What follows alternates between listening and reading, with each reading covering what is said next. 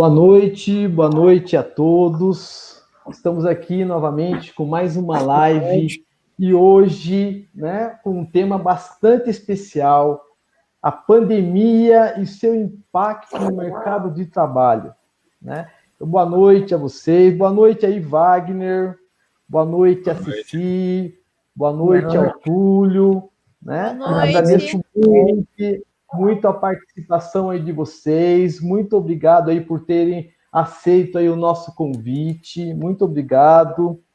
E estamos dando início agora, né, a mais uma live dentro de uma sequência de lives que a gente vem fazendo, né? E essa veio aí, é um tema bastante pertinente, né, à nossa realidade hoje. Então, inicialmente, eu gostaria que vocês se apresentassem para que todos possam conhecê-los. Então, eu vou pedir aí que a Ceci, para que todos conheçam, ela é blogueira, ela é especialista aí, trabalha muito na área de RH, é especializada em recolocação profissional. Ceci, eu gostaria que você, né, iniciasse aí para nós, antes de eu apresentar os demais, falasse um pouquinho para a gente aí sobre a sua experiência com a sua empresa de recolocação, né, sobre os principais problemas, por exemplo, que as pessoas, né, comentam com você, trazem para você aí sobre, né, as dificuldades que elas encontram, né, em relação a retornar, né, a retornar novamente para o mercado de trabalho. Boa noite, pessoal. Bem-vindos à nossa live. Bom, como o Cláudio acabou de dizer, eu sou blogueira na área de recursos humanos, sou especialista na área também, né? Trabalho com recolocação profissional, tenho um blog, que é o cecirh.com.br. Lá vocês podem conferir artigos relacionados a entrevistas de emprego, pode conferir também alguns vídeos que eu explico também com várias dicas de entrevistas de emprego, processos seletivos, então vocês podem acessar lá e ter esses acessos a essas dicas. Bom, eu sou empreendedora, né? Então, CCRH é uma marca também. Então, eu administro a minha empresa, administro 11 grupos no WhatsApp de vagas de empregos da cidade de Jacareí e São José dos Campos, um grupo também no Facebook de vagas de Jacareí e São José dos Campos, e também eu publico vagas do Brasil todo lá no meu LinkedIn. Então, quem quiser acesso às vagas disponíveis, é só me procurar aí no Facebook, CCRH, que lá tem todos os links das minhas redes sociais, né? Agora eu vou falar um pouquinho das dificuldades que o pessoal está encontrando nesta pandemia. O que eles estão encontrando bastante, as principais dificuldades são a falta de experiência, né? Que tem muita gente aí inexperiente no mercado, e também a concorrência. Por quê? Porque tem muita gente desempregada. Muitas pessoas ficaram desempregadas e ainda tem aquelas pessoas que ainda estão buscando uma oportunidade no mercado de trabalho, né? Então, o que eu indico hoje, nesta pandemia? Todo mundo aproveitar os cursos que estão disponíveis aí na internet. Tem vários cursos gratuitos aí online. Eu vou passar depois para vocês na live alguns sites que vocês podem acessar para poder agregar aí o seu currículo e se preparar para o mercado de trabalho. Gente, para procurar um trabalho também dá trabalho. Verdade. Não é? Verdade. É verdade, Ceci, isso é real. Acho que procurar trabalho gera um trabalho Dá enorme, né? trabalho. Porque hoje, Opa! né, você tem que ficar aí constantemente atrás dos links, né? Buscando aí oportunidades. Então, isso, olha, deve gerar aí umas 8 horas de serviço por dia. Graças a Deus, hoje a gente tem aí as redes sociais, os grupos de empregos, né? Que estão auxiliando aí os profissionais aí na sua recolocação profissional. Muito bem, muito bem. Legal. o Túlio, né? O Túlio hoje participa com a gente. Obrigado, Túlio, aí, por aceitar o nosso convite, pela sua participação. Para quem, né, não conhece o Túlio, ele é um publicitário, ele é um microempresário e é atleta de bocha paralímpica. Representa Jacareí, representa o Brasil aí, certo, Túlio? Opa, tá, representa São José dos Campos. São José dos Campos também. Representa São José dos Campos, exato. E o Túlio, eu gostaria... Pode falar, Túlio, desculpa. Não, pode falar, pode falar. Então, Túlio, eu gostaria que você, né, falasse um pouquinho para a gente, por exemplo, aí sobre, né, você tomou a decisão de ser microempresário. A gente gostaria de conhecer um pouquinho assim, né, da sua história com relação a você, as vantagens, as desvantagens de você, né, ter feito a opção de ser microempresário hoje, né? Então a gente gostaria de te conhecer esse lado seu empresarial. Você pode passar um pouquinho para a gente isso? Sim, bom, boa noite a todos, obrigado aí pelo convite, professor. E a minha jornada começou em 2012, que é complementando a fala da Ceci. Meu primeiro emprego, né, foi um estágio e eu consegui pelo Facebook. Pelo Facebook, olha que legal. né, pelos meus trabalhos postados e tal, e me convidaram para trabalhar numa agência aqui de Jacareí, pelo Facebook. E de lá eu trabalhei 1 ano e meio na agência, e depois eu terminei a faculdade em 2013 e tal, e eu resolvi trabalhar para mim mesmo pela possibilidade de ter um horário mais flexível para minhas outras atividades, né, porque eu tenho outras atividades para conciliar. E então, desde 2013 que eu tenho já tocado esse meu negócio, eu mesmo, na minha própria empresa de publicidade e design. Hoje ela é mais focada em marketing digital, mas a gente trabalha com branding e ilustração também, né? Então, desde 2013, já enfrentando todas essa dificuldade de começar esse negócio próprio sozinho. Comecei com um sócio, mas depois, um ano depois, ele saiu.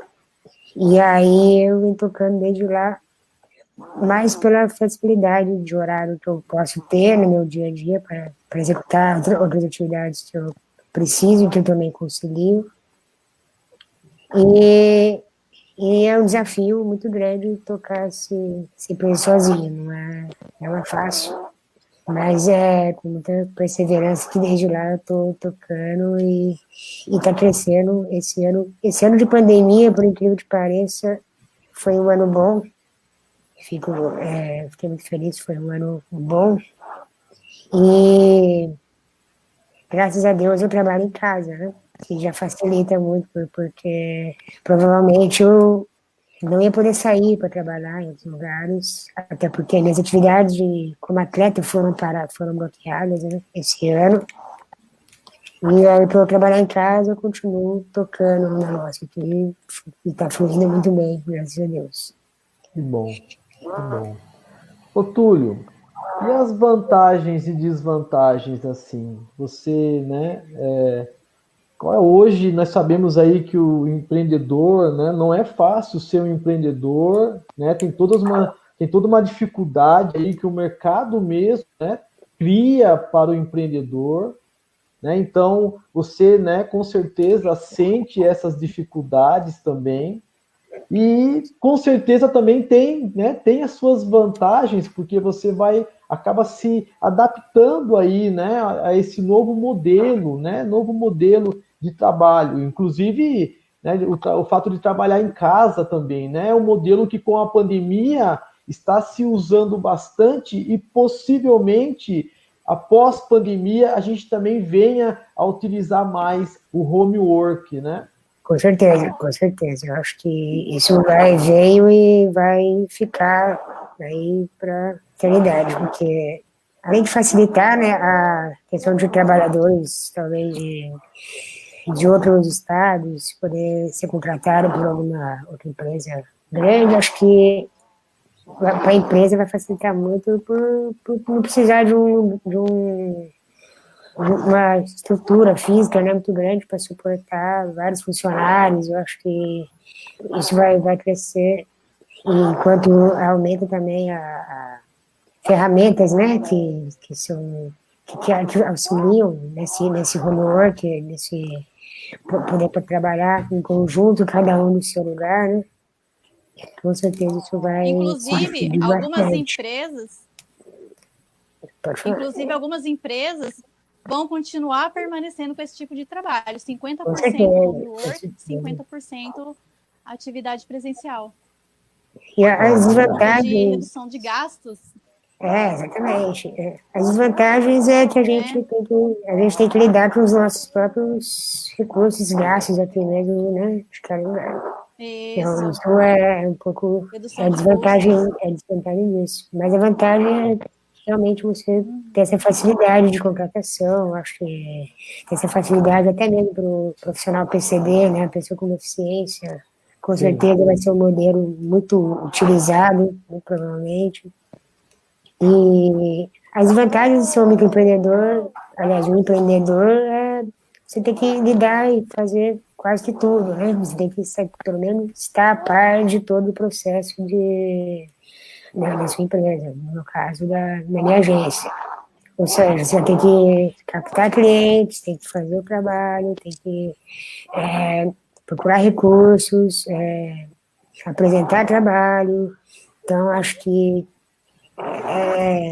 eu não conto com uma desvantagem, mas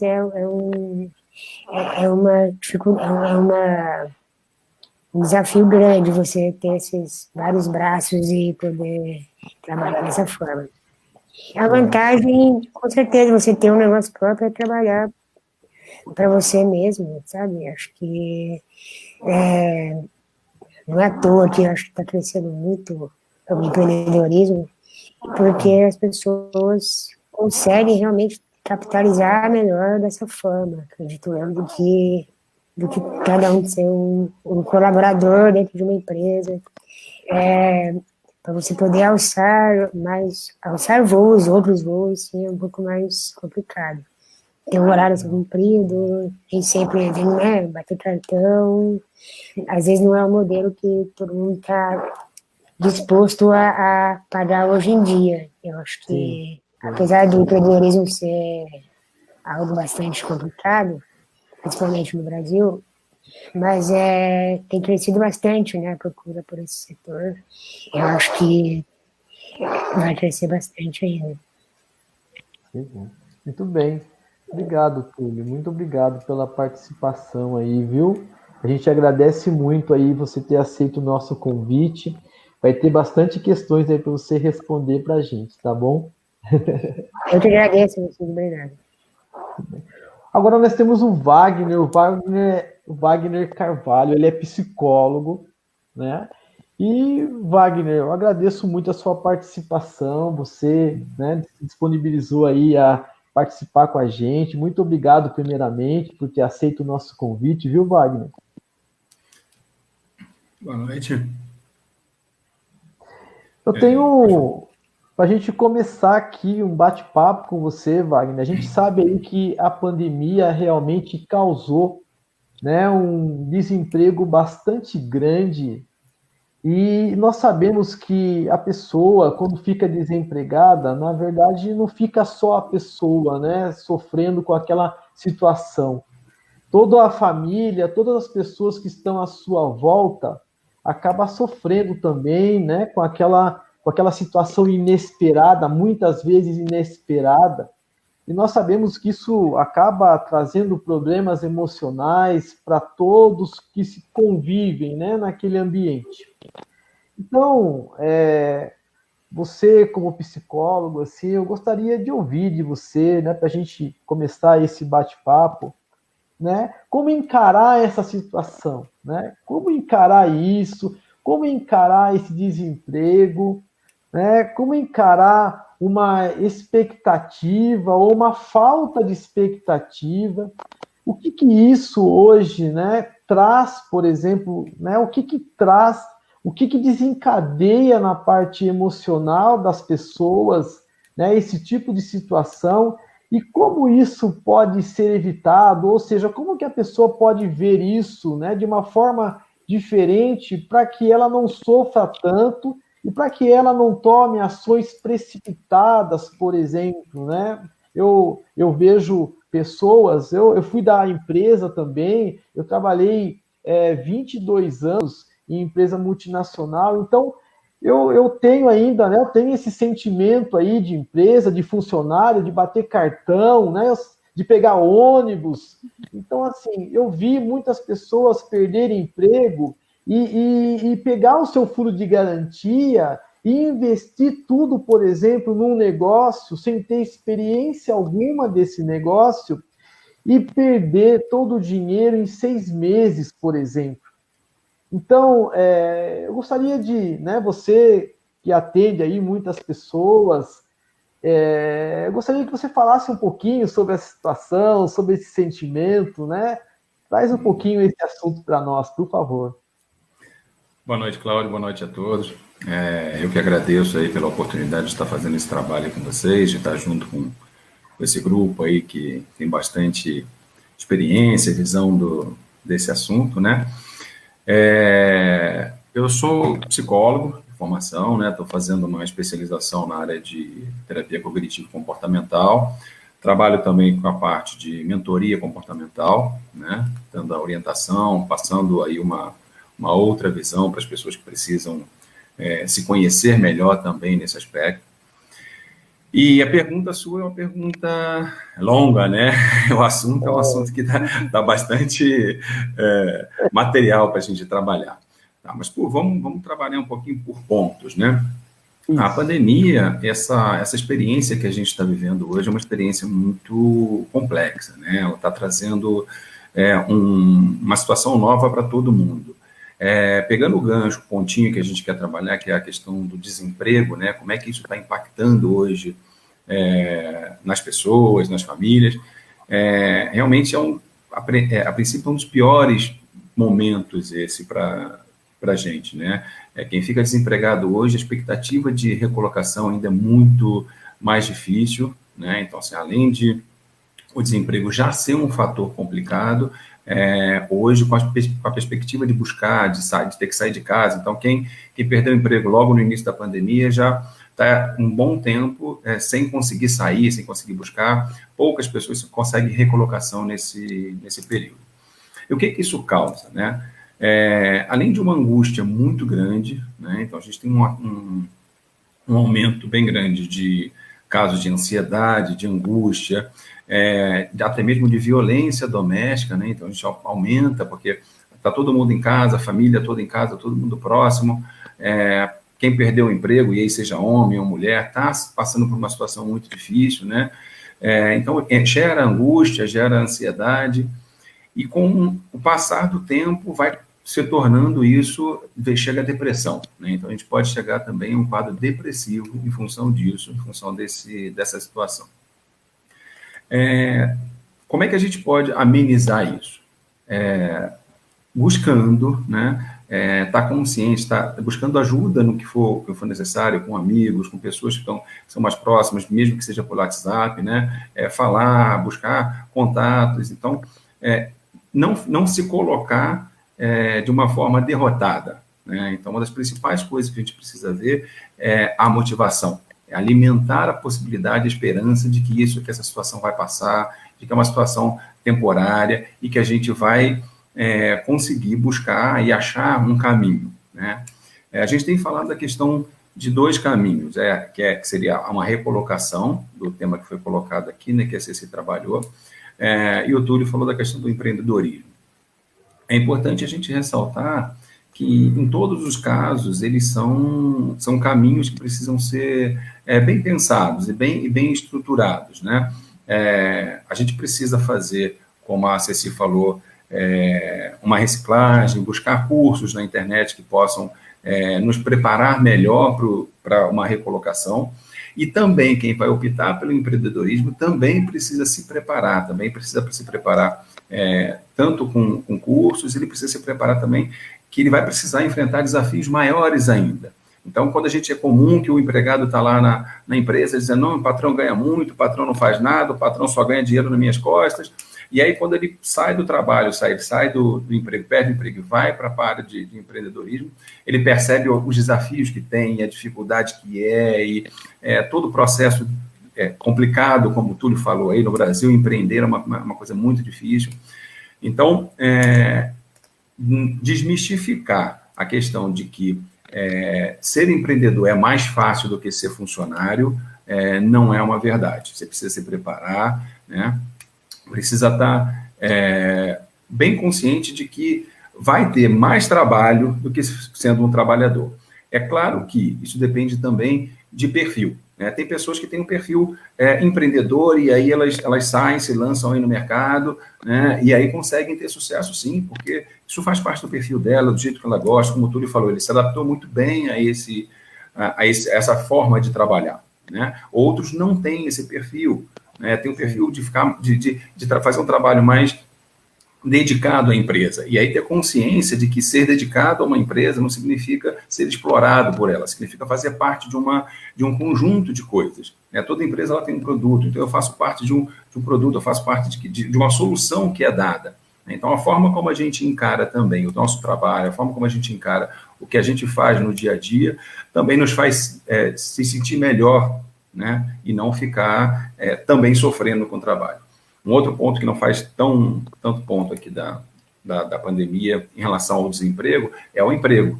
Também o empregado, como foi falado aqui, que hoje está trabalhando de home office, também está sofrendo muito, né? Está sofrendo com a família que tem que coordenar, então está dentro de casa, tem um filho que chama, tem um ambiente que não é tão tranquilo quanto o ambiente tranquilo em relação ao ambiente específico do trabalho. Então são desafios também que essas pessoas que estão no home office hoje estão tendo que enfrentar, né? As mulheres precisam cozinhar, lavar, enquanto está fazendo reunião, então tem que se desdobrar dentro do ambiente de trabalho. Às vezes são 3 pessoas dentro da mesma casa que estão trabalhando com assuntos diferentes, então foi desafio para cada um, é um desafio para cada um de nós, e cada um vai precisar se reinventar, né? E se redescobrir dentro dessa nova situação que a gente está vivendo e que possivelmente pode ser uma realidade com um tempo ainda maior. Entendi, tá certo. Realmente é uma situação bastante difícil, né, pessoal? Isso, nós já estávamos com um índice de desemprego no Brasil bastante alto antes da pandemia, né? Nós já estávamos aí com em torno de 12 milhões de pessoas desempregadas. Eu não sei a estatística hoje, Ceci sabe, Ceci, como é que nós estamos? Não, eu tenho o dado aqui, eu já pego para você e passo. Deixa eu só fechar aqui. Porque certamente, né, nós aumentamos esse valor, né, essa quantidade de pessoas desempregadas. Então, isso realmente afeta, né, uma série de coisas, né? Nós sabemos que o desemprego, ele é um efeito dominó, né? Não é só a pessoa ser um consumidor, digamos assim, a menos, não é só isso, né? O problema maior que traz é um problema emocional aí, né? São problemas que acabam realmente afetando aí as pessoas, né? Por estarem dentro de casa, isso já, né, em função da pandemia, já vem acontecendo. Então, além disso, você, né, tem o seu ganho, né, reduzido, né? Enquanto você está ainda sobre aí o auxílio, né, desemprego, ainda você tem um certo amparo, mas e depois disso, né? A pessoa que é chefe de família, por exemplo, que tem crianças, não é fácil você sentir, né, que você naquele momento está sem uma expectativa. Então, eu imagino que deve ser uma coisa muito complicada e isso realmente deve afetar muito. Né, com os meus alunos lá na escola, quando primeiro dia de aula, eu costumo perguntar onde trabalha cada um para poder conhecê-los melhor. E muitos falam assim, professor, estou desempregado. Fala, opa, não é desempregado, estou disponível para o mercado, né? Então, a palavra parece que desempregado, ela traz para a gente, né, já uma resistência, um peso muito grande. Então, a hora que eu falo isso para eles, disponível para o mercado, né, a pessoa até muda, parece que alivia aquela situação, né? Parece que alivia, porque, sabe, saiu aquele peso de desempregado. É uma palavra pesada para a gente, né? É uma palavra muito pesada. Ceci, conseguiu aí os números? Então, Ceci? Cláudio, está em torno de 12,9% a taxa de desemprego no país. Então realmente 12,9%. aumentou em relação, porque quando nós tínhamos aí em torno de 12 milhões, nós estávamos aí, se não me engano, com 11% nessa faixa aí. Então nós tivemos Isso. aí um crescimento, né? E um crescimento que nós sabíamos que isso ia acontecer, né? Porque a pandemia, né, se prolonga ainda até que haja a vacina para que possa, né, reduzir, amenizar essa situação. Nós tivemos aí um impacto bastante grande, né, em nossa cidade, em nosso estado, em nosso país, né?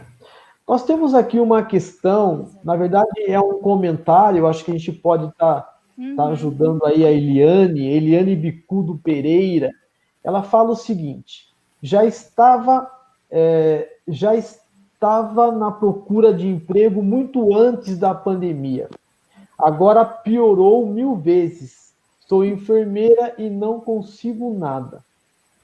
Então, o que a gente pode, por exemplo, falar para a Eliane, né? O que a gente pode aconselhar a Eliane nesse momento?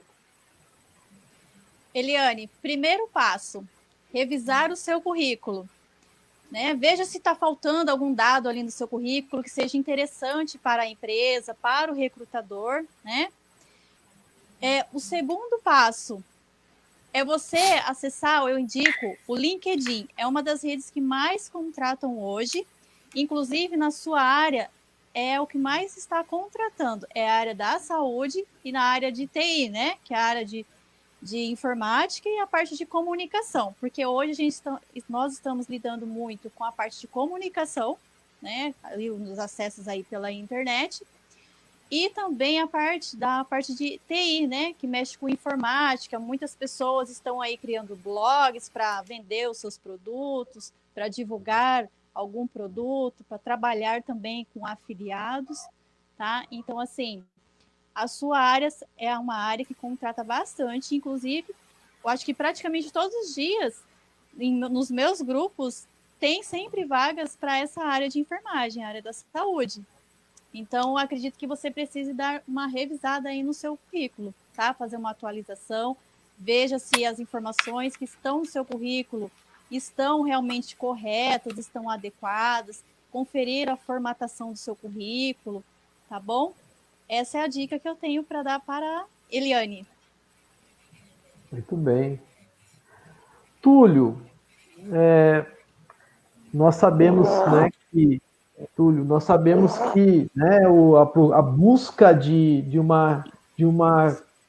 um primeiro emprego, por exemplo, é mais difícil ainda, porque a pessoa acaba não tendo muita experiência, né? E ela tem uma faculdade, ela saiu da faculdade recentemente e muitas vezes ela tenta entrar no mercado de trabalho e encontra muitas dificuldades, né?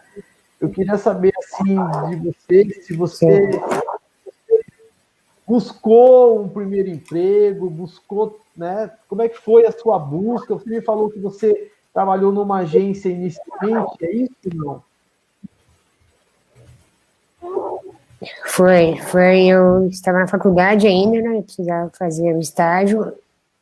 E como eu já divulgava bastante meu trabalho pelo Facebook, na época o LinkedIn estava muito no começo, e aí tinha uma pessoa já que ficava respondendo, né, o Facebook da tal agência, E aí entrou em contato comigo e por lá que eu consegui esse primeiro emprego, né? Foi, na verdade foi um estágio remunerado.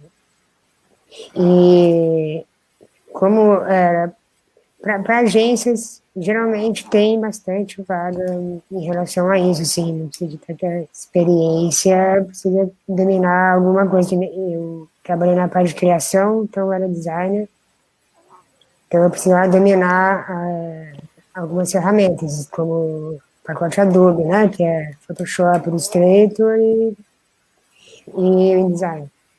Então ali eu já precisava ter já o domínio de algumas ferramentas para poder trabalhar na agência. Então é importante a gente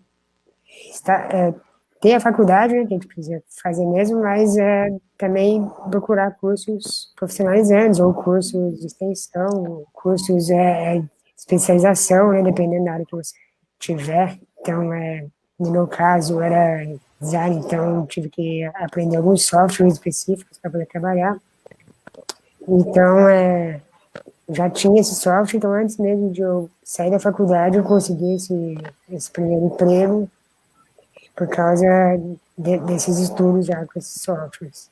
E a dificuldade é essa mesmo, de quem sai da faculdade e começa, muita empresa pede já uma experiência, né, uma coisa do tipo. Experiência. E quem está começando, não tem. Quem está começando, como a palavra diz, está começando. Mas esses cursos que te ajudam a especializar numa outra, dentro da sua competência, eu acho muito importante já ter isso em mente da pessoa que está, já para entrar no mercado de trabalho. Já ajuda bastante. Muito bem. Uma dica legal para quem acabou de sair da faculdade e não tem nenhuma experiência é inserir lá no currículo um título chamado Cursos e Conhecimentos Complementares. Aí lá ele pode colocar as atividades complementares que realizou durante o curso, né? E também algumas disciplinas que ele teve durante o curso, ele pode agregar ali também naquele espaço. Por exemplo, eu fiz administração, aprendi sobre administração estratégica, por exemplo. Coloca lá nos conhecimentos, como conhecimentos complementares. Então, use as suas disciplinas do curso para colocar lá no título de cursos e conhecimentos complementares. Então, uma dica. Muito bem. O Wagner, diz uma coisa para nós. No caso da Eliane aqui, por exemplo, né, que comentou com a gente aqui que ela está em busca já há um bom tempo, né, de emprego. Essa expectativa, por exemplo, né, que toda pessoa tem, por mais que ela consiga controlar isso, né, gera uma expectativa porque manda currículo, não recebe retorno. Manda currículo, não recebe retorno. Vai fazer uma entrevista, não consegue, não fecha, né? Como lidar com isso para que até a pessoa possa se comportar legal diante de uma entrevista? Porque eu fui gerente, né, um bom tempo da minha vida, pelo menos 10 anos da minha vida, e eu acabei me envolvendo junto no RH para poder participar de entrevistas. E eu tive, né, várias situações assim em que o candidato ele estava tão abalado psicologicamente que ele não conseguia participar da entrevista. Tinha pessoas que fizeram entrevista com os olhos fechados. Eu tive situações que uma pessoa chorou na entrevista. Então, assim, isso tudo, a gente percebia que ele estava ainda abalado pela perda do emprego. Então, a gente queria ouvir de você, que é um psicólogo, né, que conhece aí, né, a parte psicológica das pessoas, né, como se comportar diante de uma situação dessa, né? O que você pode dizer para a gente sobre isso? É isso mesmo, Cláudio. Eu acho que ilustrou bastante o cenário que é, né, quando a gente está nessa situação e aí só piora ao longo do tempo. Então, cada vez que o tempo passa e a gente não consegue a oportunidade, a gente vai ficando cada vez mais ansioso, angustiado, se colocando como, se achando alguém que não tem valor, né? Eu acho que 2 pontos interessantes foi o que vocês falaram já aí. Primeiro da Ceci, que falou da questão do rever o currículo, dar uma olhada no currículo. Tem profissionais que ajudam a você a formatar melhor o currículo, né? Isso facilita bastante você ser chamado para a entrevista. Então, caberia Eliane perceber uma situação, assim, ela não está sendo chamada para a entrevista ou ela não está passando pelas entrevistas, né? Se ela não está sendo chamada, então ela precisa melhorar o currículo dela de alguma forma, pegar essas dicas da Ceci aí e melhorar a apresentação que ela está tendo para que as pessoas se interessem pelo currículo dela. Se a questão for, depois que ela é chamada, ela não consegue passar na entrevista, a gente vai ter uma outra questão que pode ser essa comportamental, né? Uma das saídas, né, e você apontou isso de uma forma bem interessante, quando você fala de mudar a forma de falar. Eu estou desempregado, né, ou estou à disposição do mercado. Então, parece bobeira, mas como você se coloca diante da situação na hora da entrevista, se você se coloca como alguém desempregado, que depende daquela situação, normalmente você se coloca numa posição inferior, frágil, e você não demonstra aquilo que você realmente é, a sua capacidade, o seu potencial. Se colocar como alguém que está negociando a sua mão de obra, o seu tempo de trabalho, a sua experiência. Então, eu estou junto com a pessoa que está fazendo a entrevista, eu estou colocando para ela a minha experiência, a minha capacidade, eu estou colocando para ela a oportunidade que ela tem de ter alguém como eu para fazer o serviço que ela está pedindo. Então, mudar o foco, né, e não se colocar como alguém que está dependendo, embora muitas vezes financeiramente a gente precisa, financeiramente a vida da gente está apertada, mas a gente não pode deixar isso passar uma visão, né, uma fragilidade para o entrevistador. A gente precisa se colocar como alguém que está trocando. Eu estou lá trocando a minha mão de obra, colocando aquilo que eu posso fazer, dando o melhor de mim, e para que ele possa entender o que eu posso fazer, o que eu posso dar, o que eu posso contribuir para aquilo que ele está necessitando. Um ponto principal, e a RCC sabe muito bem disso, você também, é a questão assim, quando a gente está muito angustiado, muito querendo aquela vaga, querendo aquela oportunidade, a gente tende a mentir, né, a falar coisas que a gente acha que o entrevistador quer. E não necessariamente né? A gente nunca sabe o que o entrevistador quer, na verdade. Muitas vezes o entrevistador quer uma pessoa mais tranquila, mais calma, e você se coloca como uma pessoa mais ativa, mais proativa, como uma palavra aí tem, né?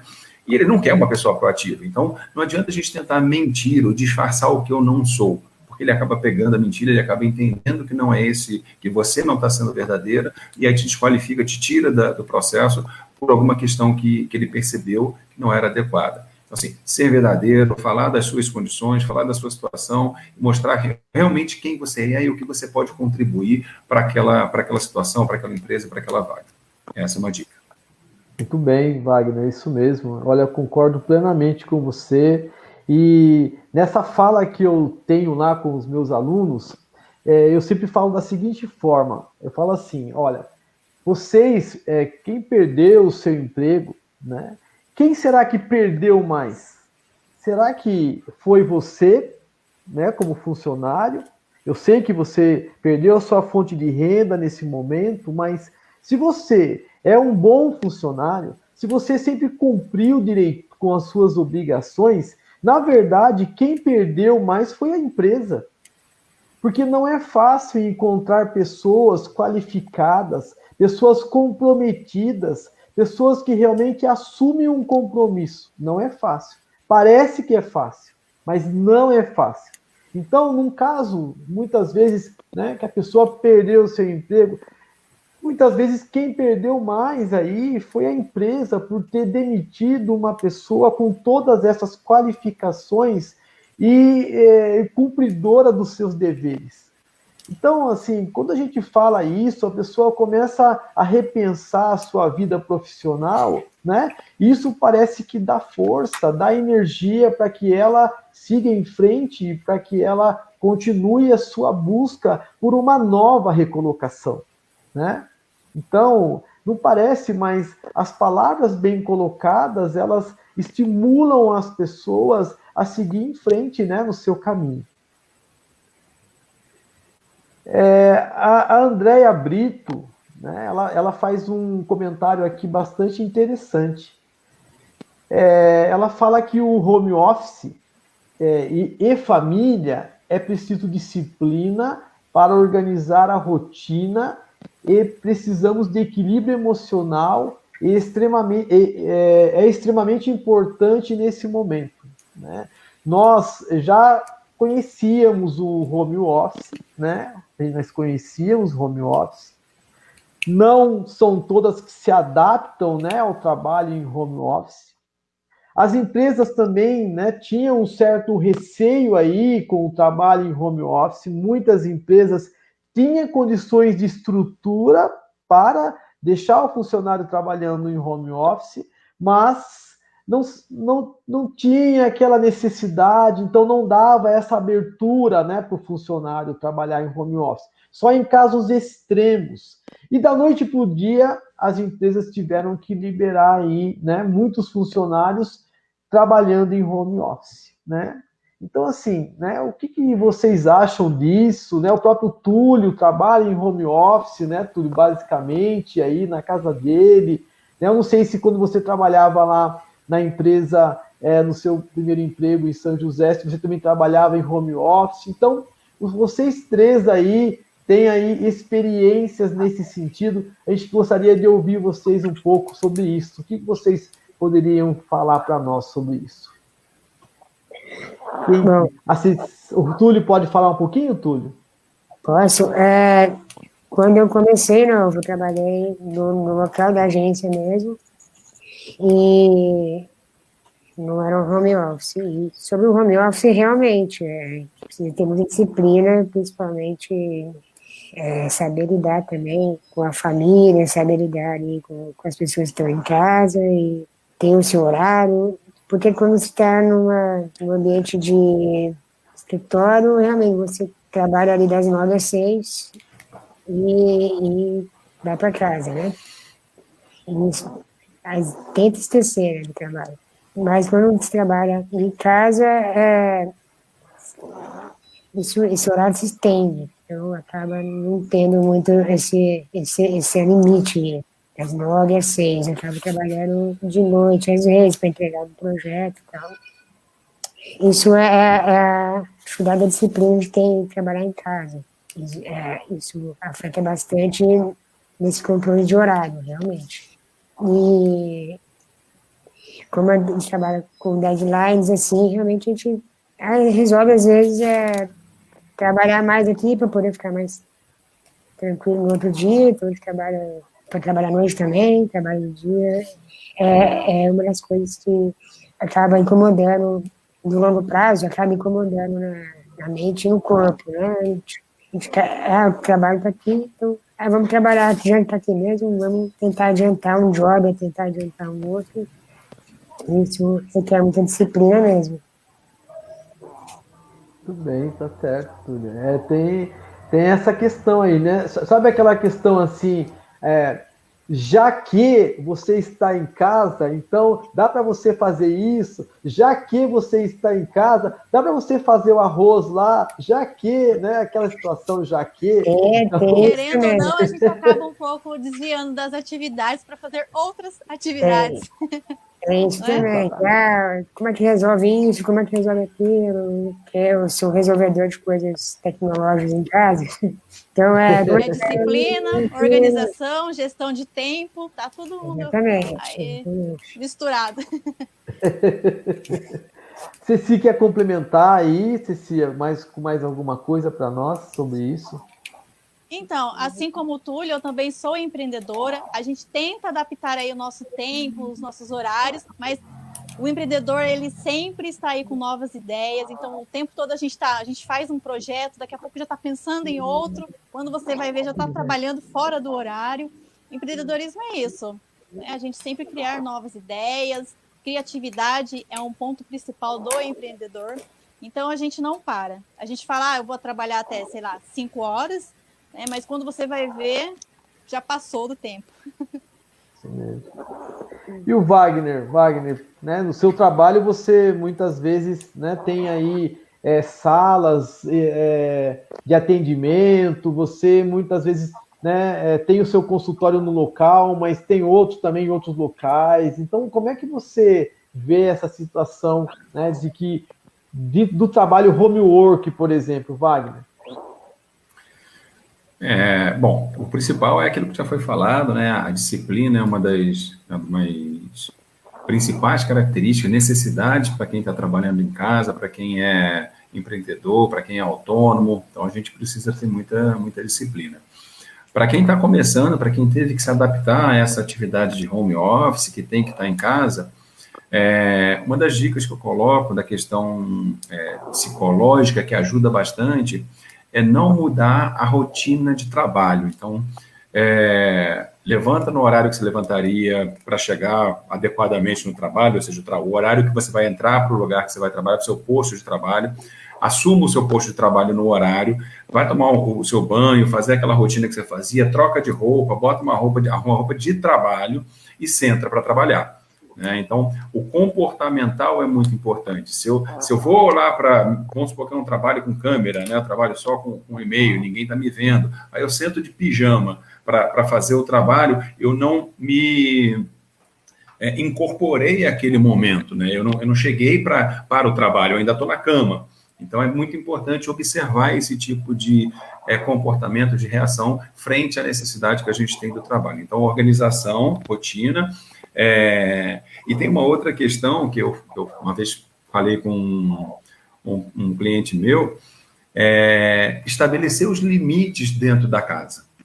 Então, é o meu horário de trabalho é de 8 às 5. Então, se eu tenho um quarto, se eu tenho a possibilidade de ter um quarto onde eu vou entrar, ou um escritório que eu vou entrar, coloca uma plaquinha lá na porta, horário de trabalho de tal a tal, fecha a placa e ninguém entra, a não ser que a casa esteja pegando fogo.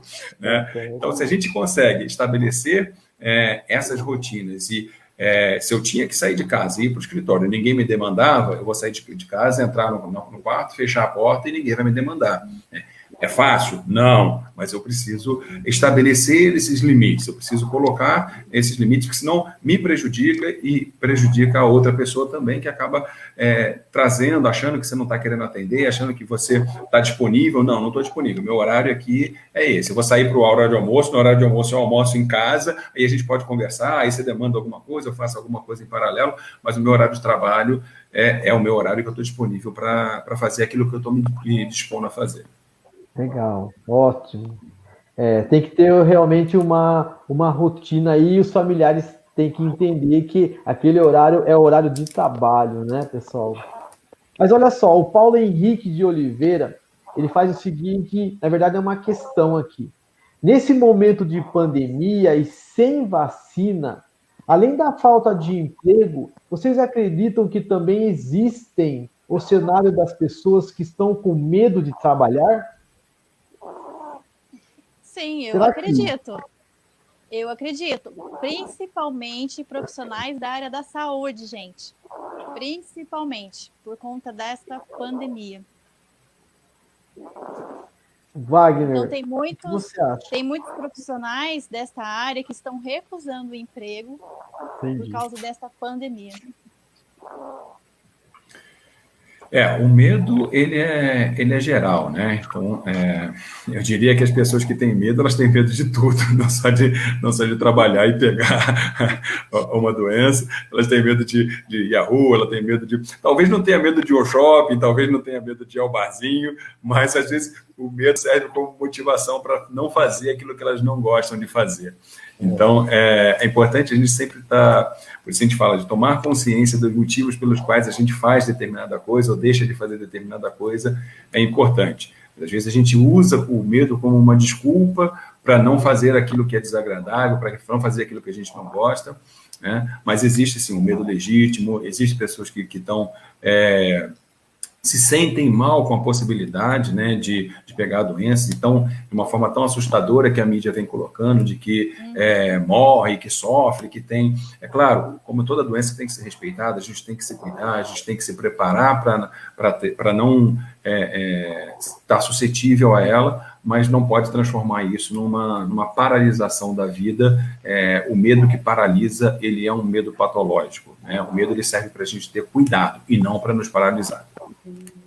Realmente, né, essa situação que a gente está vivendo hoje é uma situação bastante atípica, né? Então, nós temos aí com muitas coisas à nossa volta, né? Muitas pessoas aí sofrendo com essa doença, muitas pessoas internadas, pessoas que realmente faleceram, né?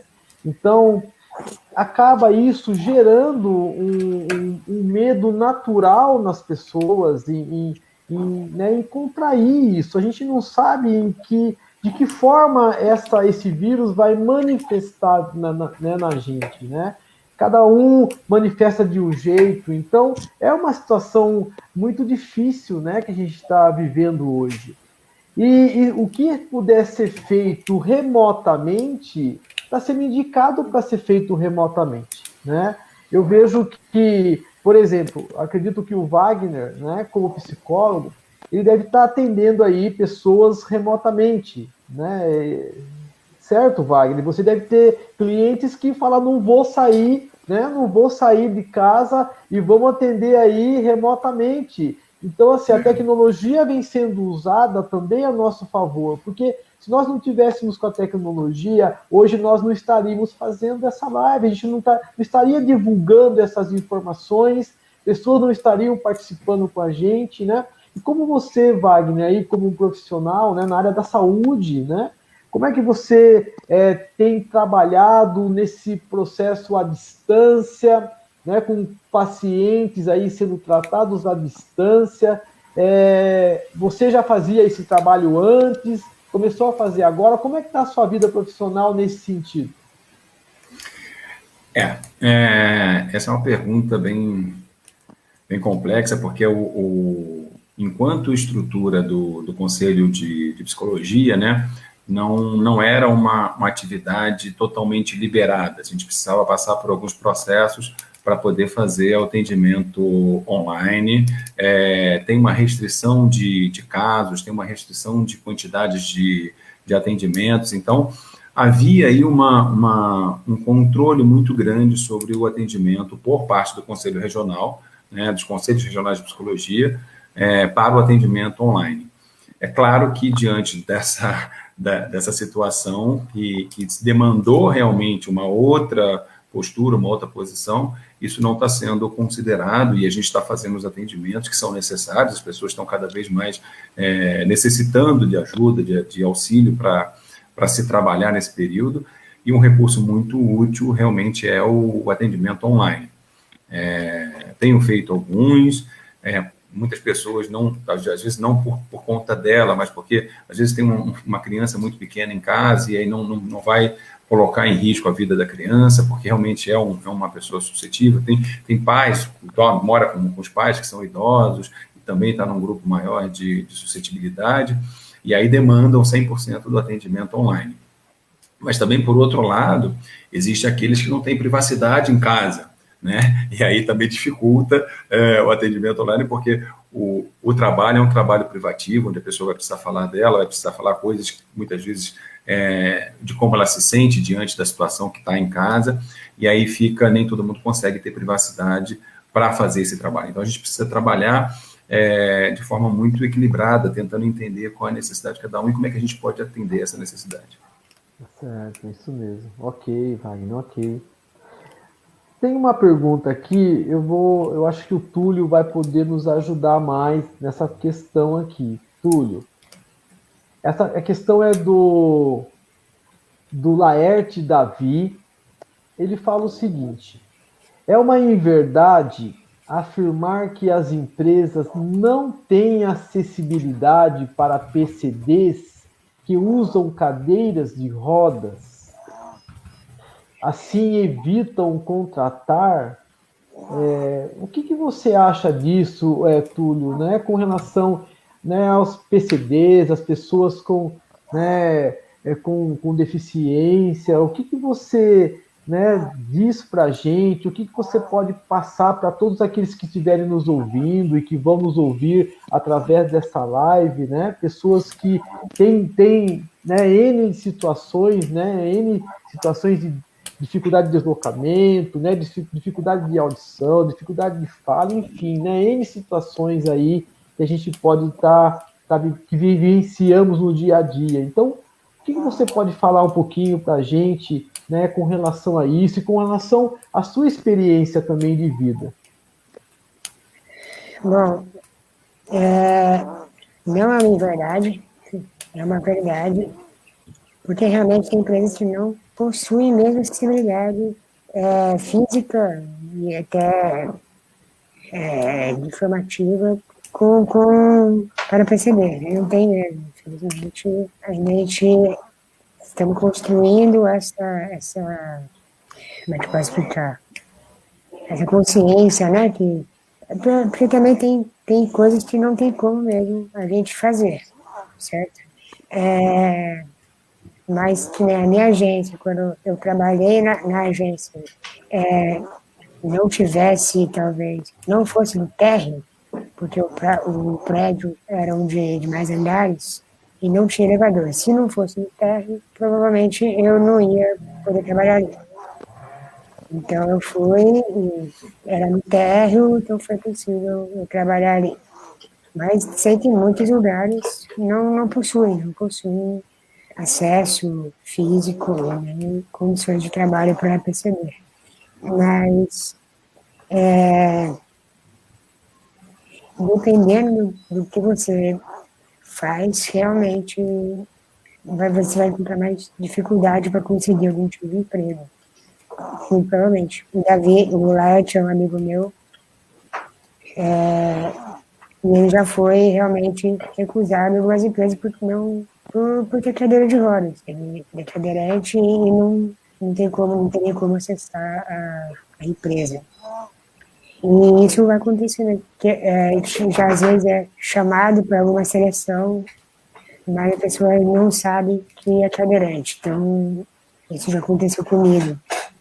E aí chegar lá não tinha como eu fazer a tarefa que seria proposta, né? Mas também existe a possibilidade, sim, das empresas oferecer condições para pessoas cadeirantes e outros tipos de deficiência, porém não é habitual dessa empresa ainda, ou talvez a empresa não acredita ainda que as pessoas com deficiência sejam capazes de realizar seu trabalho, sua tarefa, e isso sim é uma barreira já atitudinal, né, das pessoas que às vezes não consegue, não consegue, mas ainda não possui esse conhecimento de que a gente sim é capaz de realizar bastante coisa. E aí a gente tem batendo bastante na tecla aí no mercado de trabalho de que a gente pode realizar bastante coisa, que as empresas grandes precisam se adequar um pouco e a gente consegue trabalhar em vários setores. Isso também existe vários tipos de deficiência. Então, estou falando por mim, que sou cadeirante, então, barreiras físicas, barreiras desse tipo que não me levariam a conseguir executar algum trabalho. Mas alguma coisa administrativa, até o que eu faço aqui, normal, posso fazer bastante coisa. Área de TI, só que realmente ainda é uma barreira atitudinal da pessoa, contratante, de escolher não contratar pessoas que talvez para ela não ofereçam que possam trabalhar, no caso. Então, mas será que as empresas, né, nós sabemos que tem legislação e tudo mais, será que as empresas dão realmente, né, um foco em preparar as suas instalações para receber, né, esse tipo de deficiência que necessita, por exemplo, né, da cadeira de rodas, um cadeirante acessar aquelas dependências? Será que as empresas dão o devido assim, foco, né, se esforçam para poder fazer isso acontecer, tudo? O que você acha? Eu acho que é muito dividido ainda. E ainda é muito pobre em relação a isso. Eu acredito que as coisas estão talvez começando por uma legislação, por uma lei, não por uma coisa que a pessoa, a contratante, se sinta à vontade de oferecer um ambiente acessível, entendeu? Sim. E até que existem os programas de contratação, né, para pessoas com PCD, porém, ainda muitos desses programas não atendem as pessoas que querem trabalhar, oferecendo condições de trabalho que não seria necessário diminuir tanto, entendeu? A gente em relação a isso. Existe como trabalhar de forma digna dentro das empresas Sim. e nos horários normais e recebendo salários normais. Sim. Isso em várias empresas eu vejo programas de contratação, pessoas com PCD que oferecem esses programas, mas na hora que for trabalhar, não é aquilo que está sendo proposto, entendeu? Geralmente receber um café, de um papel, separar um papel aqui, um papel ali, sendo que a pessoa tem condições psíquicas, cognitivas, normais de executar um trabalho mais completo. Entendi. Eu vejo, Túlio, que a acessibilidade, por exemplo, né, é um grande problema e nem sempre todos dão a devida atenção.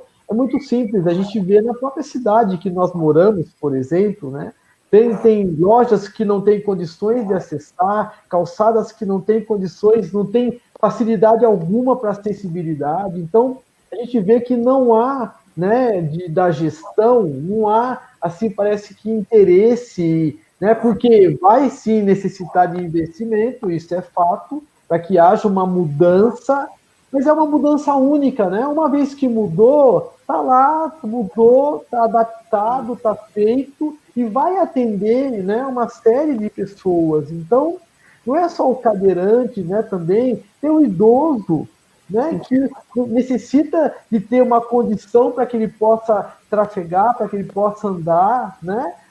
Então, não é só o cadeirante em si. Tem várias pessoas que têm dificuldade, por exemplo, em se locomover. Então, falta, sim, uma visão um pouco maior nesse sentido, falta, sim, um investimento nesse sentido. É um investimento único. Olha quantas pessoas serão beneficiadas, né?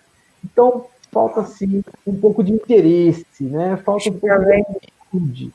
Não só o interesse, não só o investimento de interesse, mas sim abrir a cabeça para que essas possibilidades aconteçam, né? Exato, exatamente. Não Sabe? só o dinheiro, o problema não é só o dinheiro.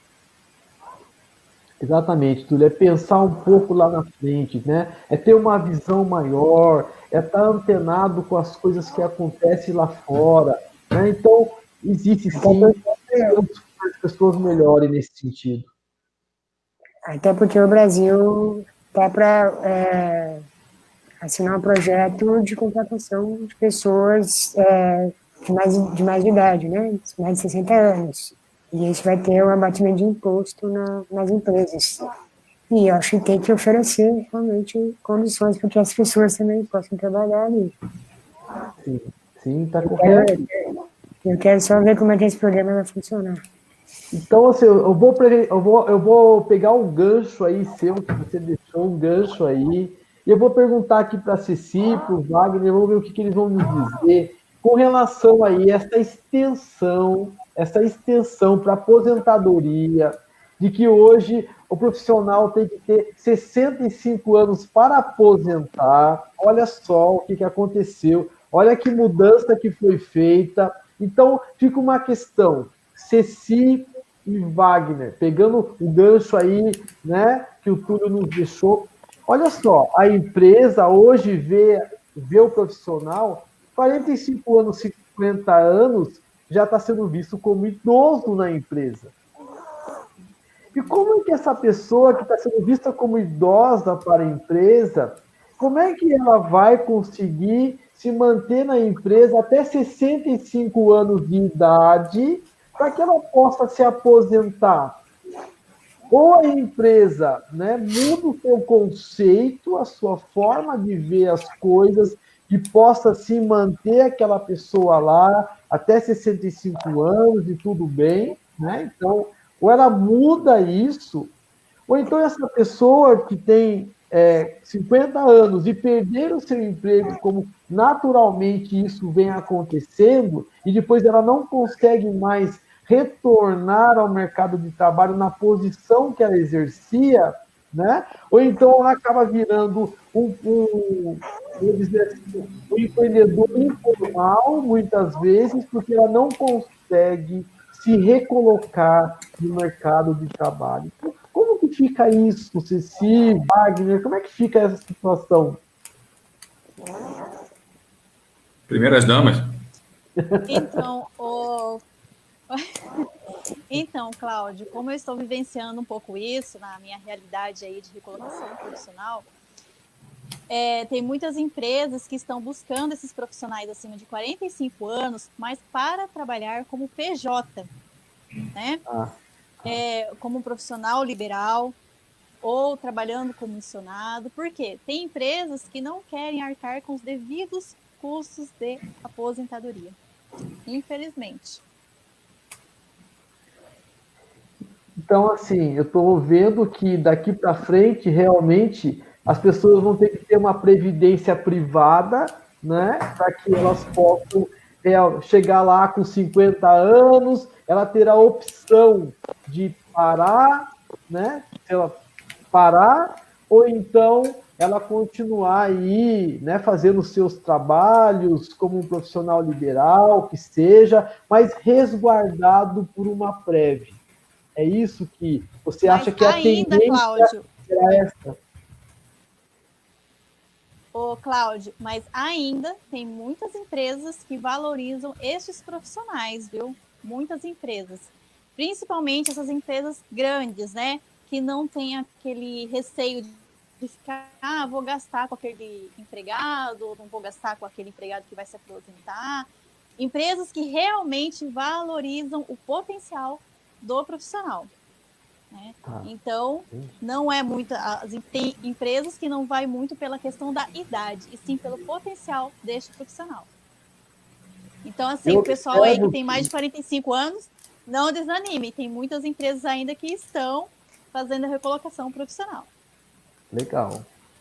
Legal, né? Eu acho importantíssimo que isso realmente comece agora a ficar mais divulgado, né? E mais aceito pelas empresas, porque senão a gente vai ter um sério problema lá na frente, né? Um sério problema. Né? Bem, posso... Wagner, por favor. Por favor. Bem, lá. Eu acho que é interessante esse ponto de vista aí também da Ceci, falando das empresas que querem fazer a colocação. E eu acho que junto com o que foi falado, a questão do PCD, né, a gente não...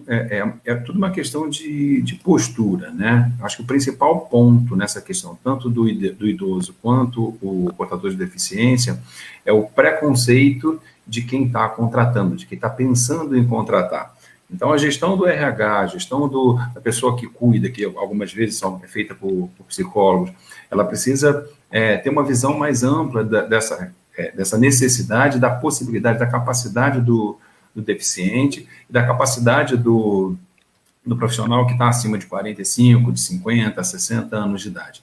Então, quebrando esses preconceitos, essas crenças de que essas pessoas são problemáticas, que essas pessoas têm problemas de saúde, não vão trabalhar, não vão dar o que tem que dar, a gente ajuda a quebrar e ajuda a fazer com que as pessoas contratem mais.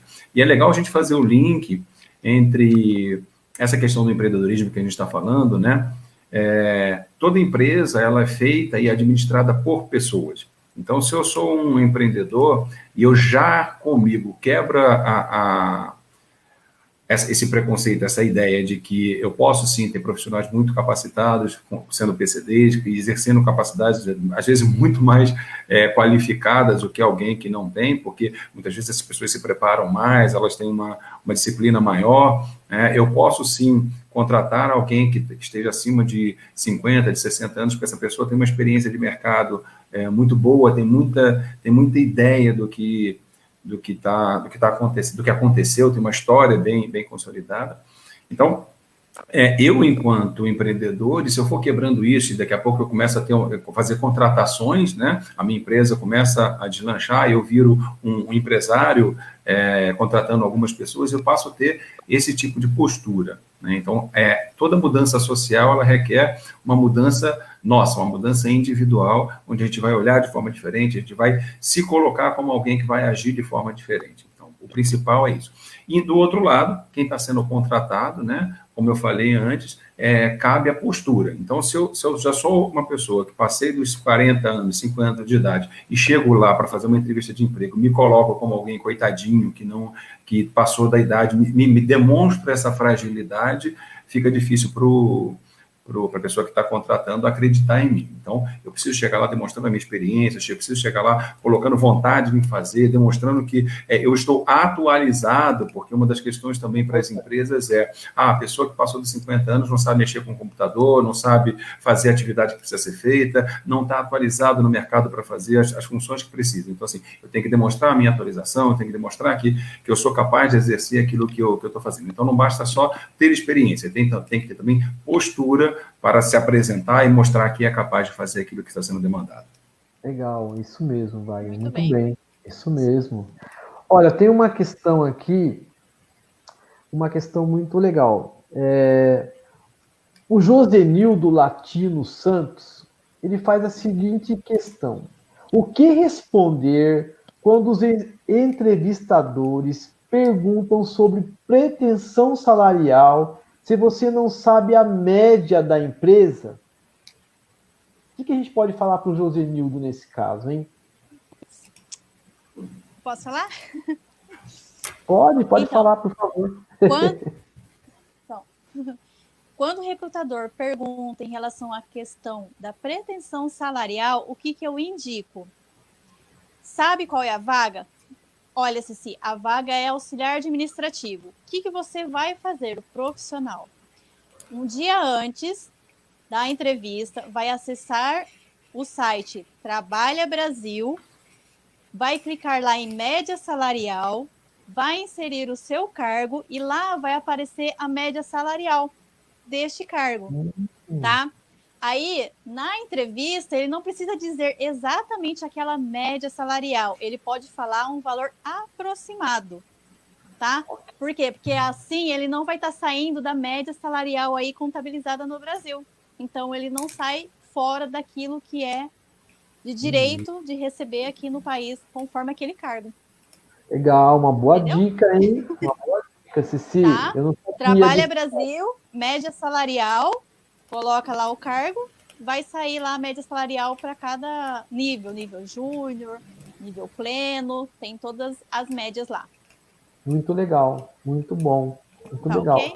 Assim o candidato não fica perdido. Eu não sei o que eu falo, se tá fora, se não tá. Ele já tem ali a sua média referente à vaga.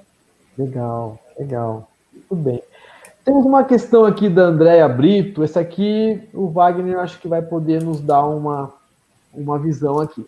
Enquanto psicólogo, qual é a melhor maneira de enfrentar o medo de retornar à vida apesar da pandemia? Nós já falamos um pouquinho sobre isso, mas agora é uma questão mais focada aí, né? Porque a pandemia vai passar, ou vai passando devagarzinho, e a gente tem que retomar a nossa vida. Então, como é que fica isso, né, Wagner? Então, retomar a vida, apesar da pandemia, né? Apesar depois dessa situação que a gente está vivendo. Ela vai ser aos poucos, né? Então, assim, a gente tem que começar já a se posicionar diante disso, a começar a se cuidar, mas retomar as coisas que precisa fazer, voltar às rotinas, voltar a fazer aquilo que precisa ser feito, né? Não ficar preso a esse medo, aquilo que a gente falou do medo de tudo, aquele medo paralisante. Né? Aproveitar esse tempo que ficou, né, teve tempo de refletir, de ver, de sentir saudade de velhos hábitos que tinha, né? Então, as pessoas hoje falam assim, mas como era legal a gente se encontrar, como era legal os colegas de trabalho. Então, assim, tem clientes meus que falam assim, puxa, mas eu sinto falta do escritório, eu sinto falta do colega, eu sinto falta... perceber o valor que isso tem, né? De estar junto, de ter aquela equipe, de estar junto naquele pessoal, mesmo que sejam brincadeiras, que sejam coisas que faziam e que pararam de fazer por conta da pandemia. Então, a retomar sim, mas retomar também valorizando mais aquilo que se tem, aquilo que se faz no dia a dia e que a gente dá muito pouco valor. Né? Isso é importante, a gente fazer um novo recomeço, aí é uma oportunidade que a gente tem de fazer um novo recomeço, de ser uma pessoa ainda melhor depois dessa pandemia. Sim, é verdade. Tem uma questão aqui, é um comentário, na verdade, acho que o Túlio pode, né, querer explanar um pouquinho mais sobre isso. Túlio, o Paulo Henrique de Oliveira, ele diz o seguinte, mesmo com legislação, com olhar na acessibilidade, o próprio setor público não dá exemplo em seus prédios e muitas vezes não tem condição para quem precisa. Você, Túlio, né, já teve, né, problemas, por exemplo, para acessar, né, um setor público, uma localidade, e como foi isso, né? Conta um pouquinho para nós aí de uma situação mais ou menos. Sim, isso é algo que acontece bastante mesmo. Até mesmo o conselho, a sala que é dada para o conselho, né, para a pessoa com deficiência, ali já não é muito já acessível, são meio adaptados, assim, mas bem, mais ou menos. A prefeitura, sim, ali, faz um tempo que eu não vou, mas tem lugares ali que não tem, acho que acesso elevador, coisa do tipo.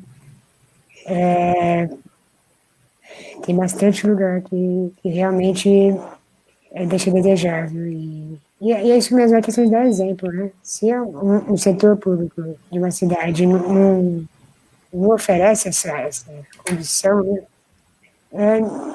É complicado, talvez, os empresários, microempresários, empreendedores oferecerem coisa do tipo parecido, né? E não por uma questão de não querer oferecer, mas como é que o setor público vai poder fiscalizar algo que eles cobram, né?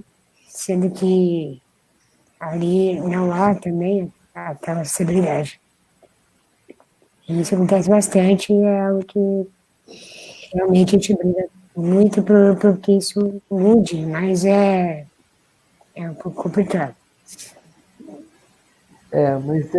Mas infelizmente é uma realidade ainda, né, Túlio? Isso É uma realidade muito presente. Como essa, né, em vários departamentos públicos, principalmente, né? Sendo que o departamento público segue uma regra, ele segue uma legislação, né? Em seus setores, em suas instalações, e como ainda, né? No ano 2020, a gente ainda depara com situações como essa, né? Muito triste. O próprio fórum. Exato, né? O próprio fórum, como você falou, e é um local que, né, trabalha com legislação, é um local, né, um setor público, o próprio nome já diz, é público. Se é público, é para as pessoas usarem, é para as pessoas acessarem, né? São as pessoas que pagam impostos, são as pessoas que trabalham, e tudo aquilo ali está para servir as pessoas. Então, como pode um departamento público ainda não ter acessibilidade adequada para atender as pessoas que pagaram seus impostos para que aquilo esteja ali? Então, né, isso que não dá para entender ainda, né? O que é... E algo que atrapalha muito, talvez, a questão de trabalho também é o transporte, né? E o transporte em Jacareí acessível para que as pessoas possam, talvez, que não tem um carro, né, adaptado para poder ir a algum lugar, é muito pobre, é muito ruim. Não? Isso dificulta bastante a locomoção também de uma pessoa com deficiência para o trabalho. Acredito que a própria Stephanie, né, sua sobrinha, realmente, ela enfrentou bastante isso para ir à faculdade e para ir também para o trabalho. Certo. Ela tem grandes dificuldades nesse sentido, sim. O transporte sempre foi um problema, né?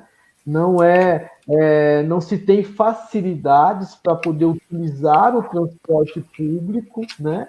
Não se tem horários frequentes para poder utilizar o transporte público. Então, a pessoa fica sendo refém, por exemplo, de um horário, de uma situação, para que ela possa cumprir, né? Cumprir com o trabalho dela, cumprir com as obrigações dela, com a rotina dela, né? Então, e outra, né? A gente está em 2020, né? Hoje o mundo mudou, nós trabalhamos com a globalização, né? As pessoas estão antenadas, nós temos acesso a tudo, temos acesso à tecnologia, conhecemos o que acontece em outros países, as portas estão abertas para todos. Então, assim, nós não podemos ainda ter essa visão antiga. Nós temos que progredir junto, né, com o mundo. O mundo progride, a nossa cidade tem que progredir também. Então, tudo isso precisa ser melhorado. E nós não estamos pedindo nada diferente, nós estamos querendo somente que as coisas aconteçam, né, e que as pessoas tenham o direito de ir e vir, e que, né, elas possam ser atendidas simplesmente para facilitar a sua locomoção, para facilitar o seu acesso. É isso que a gente está pedindo, é só isso que a gente precisa, né? E é nisso que eu acho que o home office vai ajudar bastante no trabalho do PCD. Porque enquanto a gente tem essa dificuldade de locomoção pelo transporte público, o home office provavelmente vai poder estreitar esse laço aí da empresa com o profissional PCD. E agora, né, Túlio, com essa pandemia, a pandemia fez com que as pessoas começassem a utilizar, né, de uma forma aí meio rápida, né, meio instantânea, né, não teve treinamento para ninguém, todo mundo acabou tendo que se adequar a uma nova situação, né? Exato. Isso, na verdade, transformou todas as pessoas no que mais ou menos a gente vive já há algum tempo, entendeu? Essa dificuldade de poder ir. Mas acredito muito nesse potencial do home office como uma oportunidade muito bacana para essas pessoas que têm essa dificuldade de locomoção e não só os PCDs, né, mas dentre todas as outras pessoas, principalmente PCDs, vai ajudar bastante nessa questão de poder chegar ao trabalho, exercendo seu horário normal, sem depender de grandes trajetos de locomoção até o trabalho. Acho que vai ser muito benéfico. Muito bem, muito bem. Tem uma questão aqui, na verdade acho que é um comentário do Doni Olímpio. O Doni Olímpio, ele fala o seguinte: treinar muito para se dar bem na entrevista em frente ao espelho, por exemplo. O que você acha disso? Né? As pessoas, né, que vão pleitear um trabalho, e hoje a gente vê também até que as entrevistas estão sendo feitas aí por videoconferência, né? Mudou aí a tecnologia, está facilitando nisso. Então, você acha que treinar em frente ao espelho é uma técnica que pode ser usada e você acha que isso traz algum retorno? O que você acha disso, desse comentário?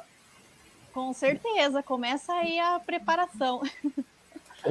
Né? Nada melhor do que ou você treinar em frente ao espelho, ou treinar com uma pessoa próxima também para te ajudar, ver ali onde que você está errando, aquilo que você está falando. É muito importante. A preparação antecipada da entrevista faz muita diferença. Então, assim, pesquisar sobre a empresa, souber o nome da empresa, pesquise ela na internet. Hoje você consegue por LinkedIn, consegue aí pelo Google, pelas redes sociais, né? O Facebook, o Instagram, a maioria tem essas, né? Participam dessas redes sociais. Outro ponto importante também, pesquisar um pouco sobre a vaga. Se você não sabe a descrição da vaga, mas tem o nome da vaga, pesquisa pelo nome para saber mais ou menos o que faz com aquele cargo, né? Então, assim, a preparação antecipada ajuda muito. O candidato chega na entrevista mais confiante, né? Então, assim, Legal. tem que se preparar. Agora, na questão psicológica, tem muita gente aí que sofre uma ansiedade por conta da entrevista. Aí o Wagner pode dar umas dicas bacanas aí para os ansiosos. É verdade, a ansiedade ela acaba muitas vezes atrapalhando, né, uma entrevista, dá, né, aqueles brancos na hora, a pessoa não sabe o que responder, não sabe o que perguntar, né? E aí, muitas vezes, dependendo da posição que ela está pleiteando, isso pode ser um problema aí, certo, Wagner? Estou errado? Correto, corretíssimo. Brincando um pouquinho também com o exemplo que ele deu, né? Tem muita gente aí que não consegue se olhar no espelho, né? Então, fazer a entrevista frente ao espelho já é um problema com ela mesmo. E boa parte das questões da ansiedade, né, vem de uma projeção, de uma fantasia que a gente cria, né, de que esse outro entrevistador é isso, é aquilo, ele quer isso, quer aquilo, ou às vezes de uma necessidade muito grande que a gente tem, sobretudo financeira, né, então tem gente que passa por uma situação financeira bem complicada e depende desse emprego, depende dessa situação para poder... depende dessa entrevista para poder estar conseguindo levar a comida para dentro de casa. Então, essa ansiedade é uma realidade, né? Ela vem de uma angústia muito grande, real da pessoa. Então, tentar ao máximo desvincular essa questão. Naquele momento da entrevista, naquele momento que está chegando para a entrevista, aliviar, respirar, né? Aliviar um pouco a tensão, esquecer, deixar um pouco de lado tudo aquilo todas as necessidades que tem, e como foi falado, como eu falei antes, conversar com o entrevistador, se colocar diante dele como alguém capacitado, como alguém que pode estar ajudando ele a trabalhar, a dar aquilo que ele precisa para a empresa, a fazer parte dessa equipe. Então, se colocar como alguém que vai fazer parte de algo e não como alguém que está dependendo do emprego, ajuda a diminuir um pouco a ansiedade. Quando você foca na sua dependência, na sua necessidade, você se torna ansioso. Quando você foca naquilo que você tem capacidade, naquilo que você tem potencial, você acaba diminuindo um pouco a ansiedade e consegue fazer melhor aquilo que você precisa fazer. Bem, nós já estamos com 1h26 aí na nossa live, né? O tempo está passando muito rápido, é um bate-papo gostoso que a gente está fazendo, né? Nós já tivemos aí mais de 20 pessoas, né, simultâneas aí na nossa live, né?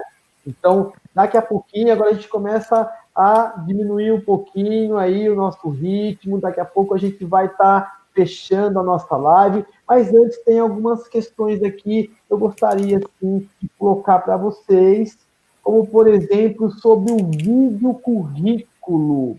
O Paulo Henrique de Oliveira, ele faz a seguinte questão: o quanto o vídeo currículo já está representando como ponto diferencial para o RH das empresas nos dias de hoje? Você, Ceci, que é focada aí na parte de recolocação, como é que você vê aí o vídeo currículo? Como é que as empresas estão vendo aí o vídeo currículo, Ceci? O que você diz sobre isso?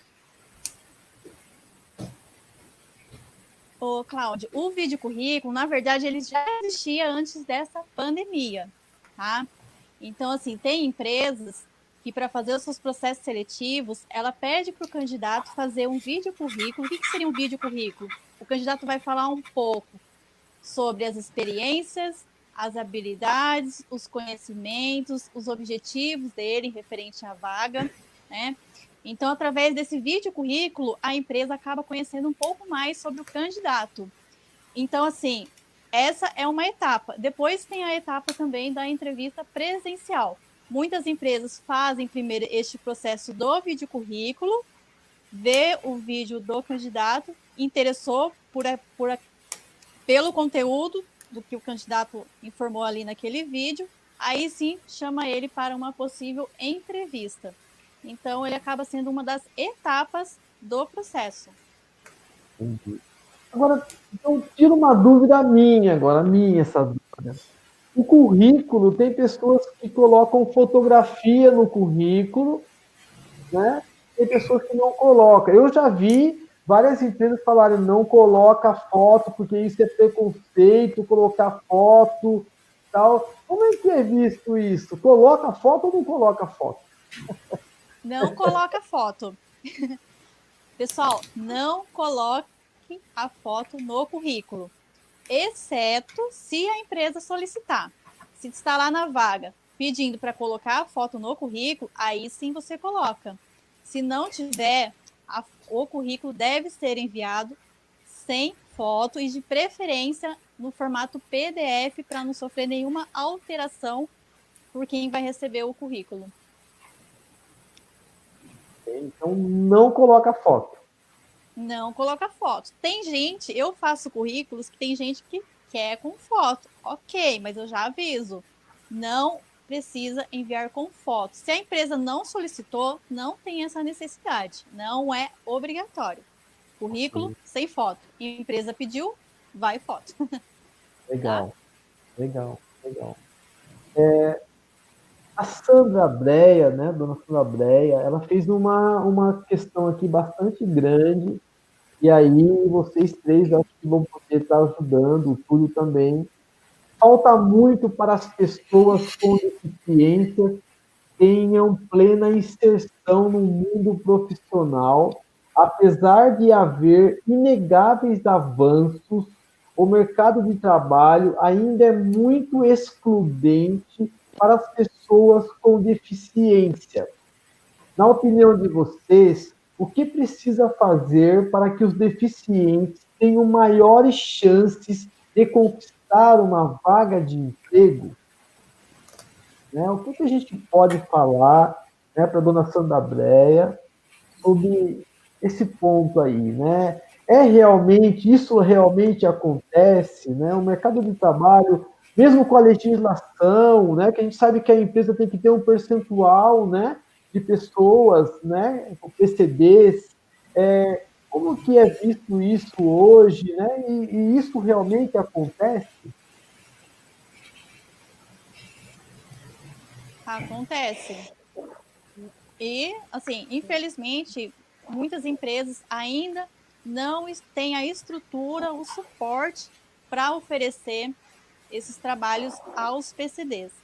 Né? Então, no currículo, o PCD pode informar já o seu CID, a numeração do CID, e colocar uma pequena observação ali no currículo também. Descrever um pouco referente à sua deficiência, porque nem todas as empresas vão lá pesquisar o número do CID para saber qual é a deficiência deste candidato. Então, ele já colocando na observação qual seria a sua deficiência, já facilita ali para o recrutador, para o gestor da empresa, saber, né, quais são as dificuldades, os limites deste profissional. Wagner, olha só, diante dessa situação, por exemplo, você com a parte psicológica, né? Uma pessoa que já vai, muitas vezes, a pessoa que vai buscar um posto de trabalho, vai buscar um emprego, né, dentro de uma vaga, muitas vezes ela está com a baixa autoestima, né? Está com baixa autoestima. E aí ainda depara com uma situação, por exemplo, onde na entrevista ela já percebe que, né, existe aí uma dificuldade para que, né, aquela empresa aceite lá uma pessoa que tem uma certa deficiência tal. Então, ele chega lá para fazer entrevista, ele já tem aquele sentimento de exclusão, né? Como que, né, a pessoa se sente diante de uma situação onde ela enxerga ali já uma resistência, uma exclusão natural das pessoas. A vaga até existe muitas vezes, mas ele sente que ele vai ser excluído, que aquela vaga, muitas vezes, pode ter sido aberta só para poder dizer que estão fazendo um processo seletivo, né? E aí, né, como que fica a forma de pensar, né, dessa pessoa, Wagner? Como é que fica isso emocionalmente? Cláudio, o Túlio talvez possa ajudar a gente falando um pouco das experiências dele, né, das situações em que ele tenha passado, mas não é fácil mesmo, né?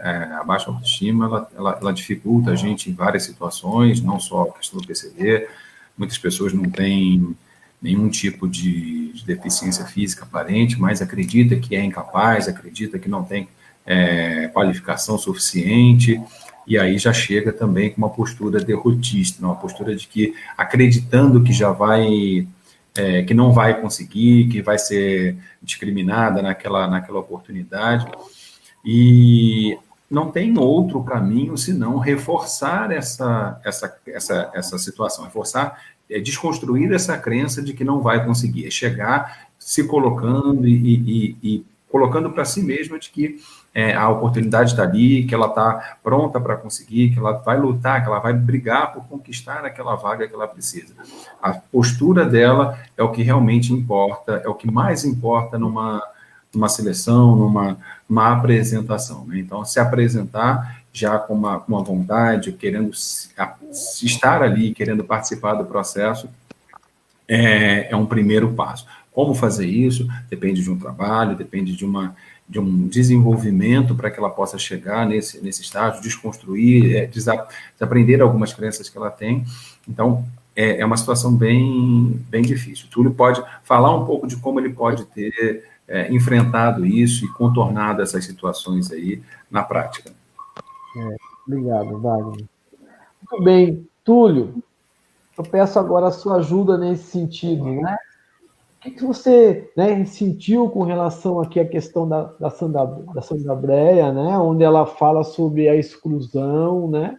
Ela deixa claro que ao ver né, no ponto de vista dela, as pessoas com deficiência ainda são excluídos naturalmente aí pelas empresas, né? Então, o que você já sentiu isso? Você já teve esse sentimento? Você já passou por uma situação similar a isso, né, dentro da visão aqui da dona Sandra Brea? Já passei uma situação e já passei várias em relação a minha trabalho como empreendedor mesmo individual, entendeu? Não só na parte de contratação, mas com meus clientes mesmo. Sim. Já aconteceu isso uma vez, há um tempo atrás, na verdade foi um erro junto com essa exclusão, me chamaram para uma entrevista numa multinacional, fui e cheguei lá, a vaga era para produção. E aí foi um erro que eles me tiveram que tirar da sala, tal, falaram, essa vaga na verdade é para outra coisa, mas você, desculpa, tal.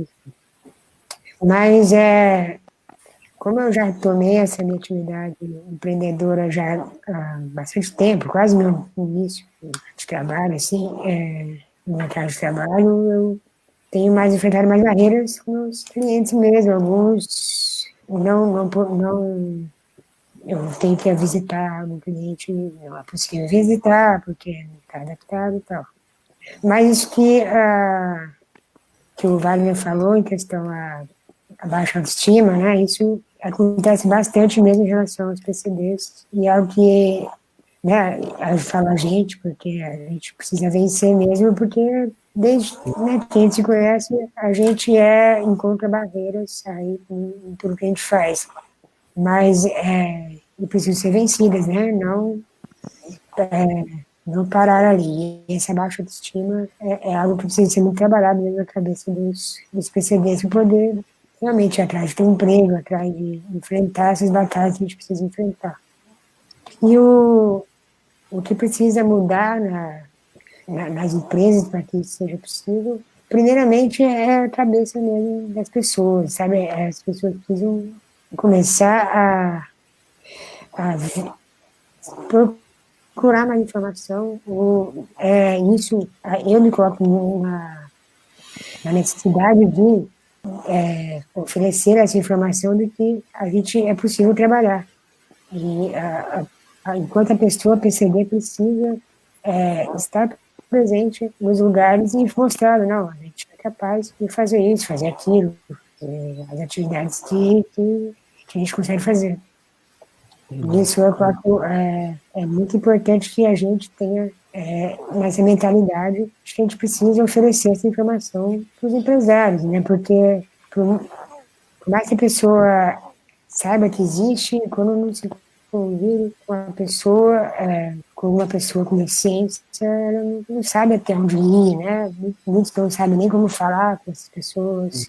Então, isso a gente, enquanto PCD, precisa estar presente na sociedade e mostrar o que a gente é capaz e o que a gente pode fazer.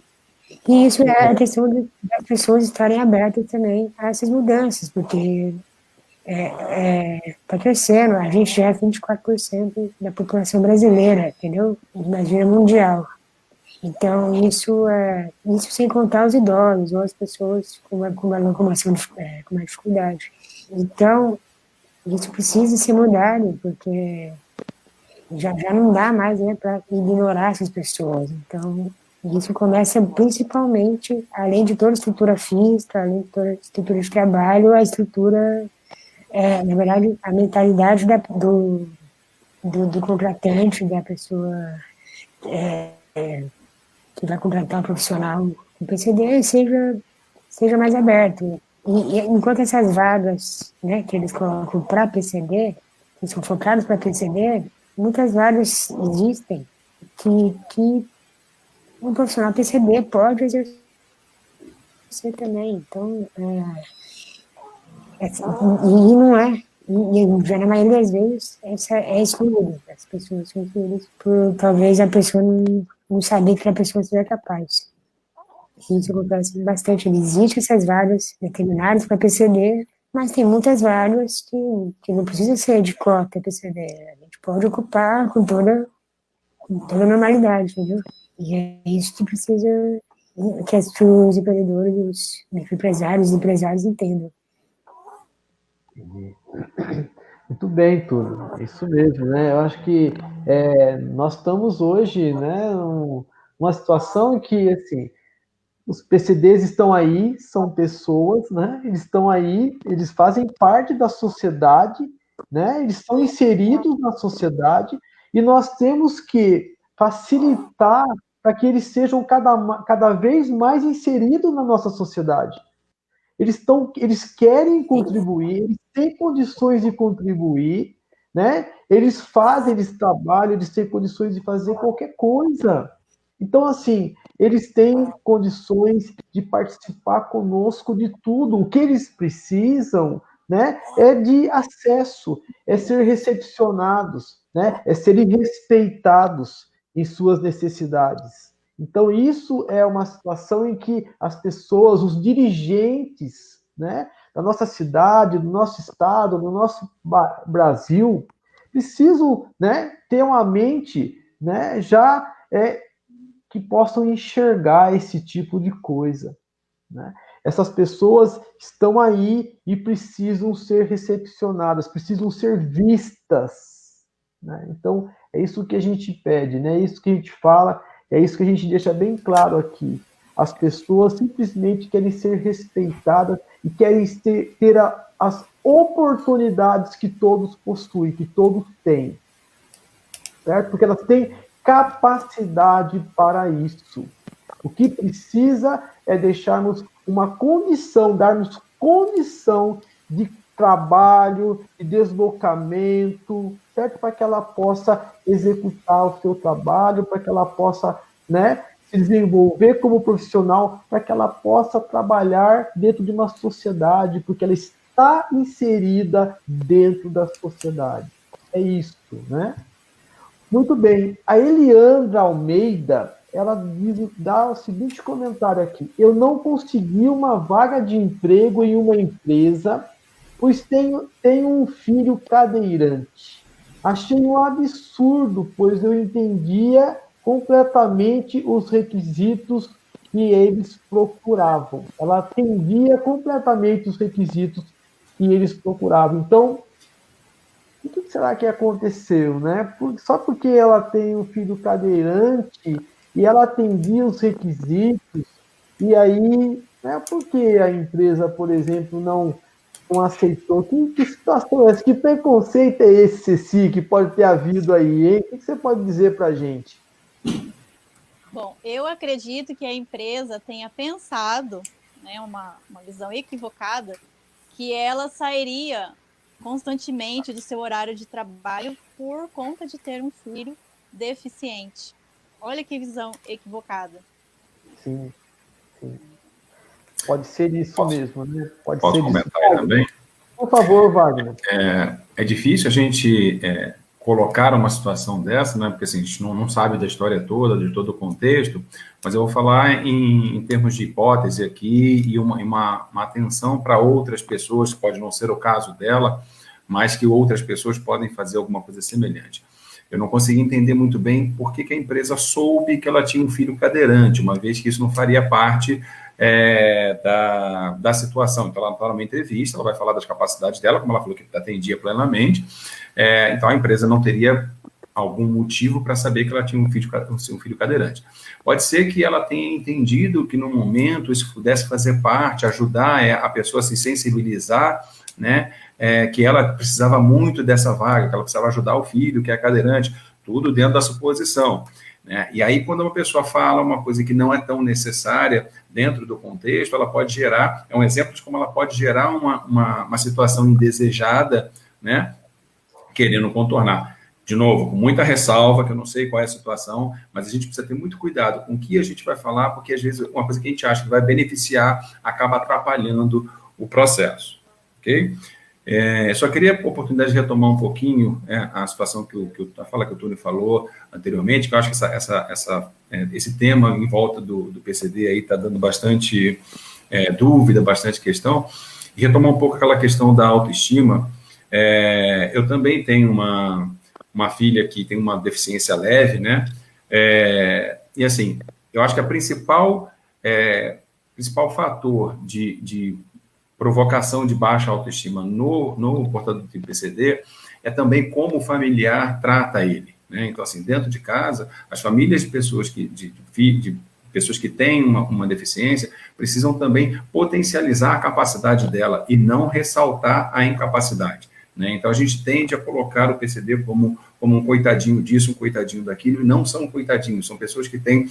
então, se a gente tem 10 características, 20 características, a deficiência é uma característica, então eu tenho outras 19 que podem ser exploradas, que devem ser qualificadas, então faz parte da família ajudar no processo de autoestima do portador de deficiência, de mostrar para ele que ele tem muito mais capacidade do que incapacidade.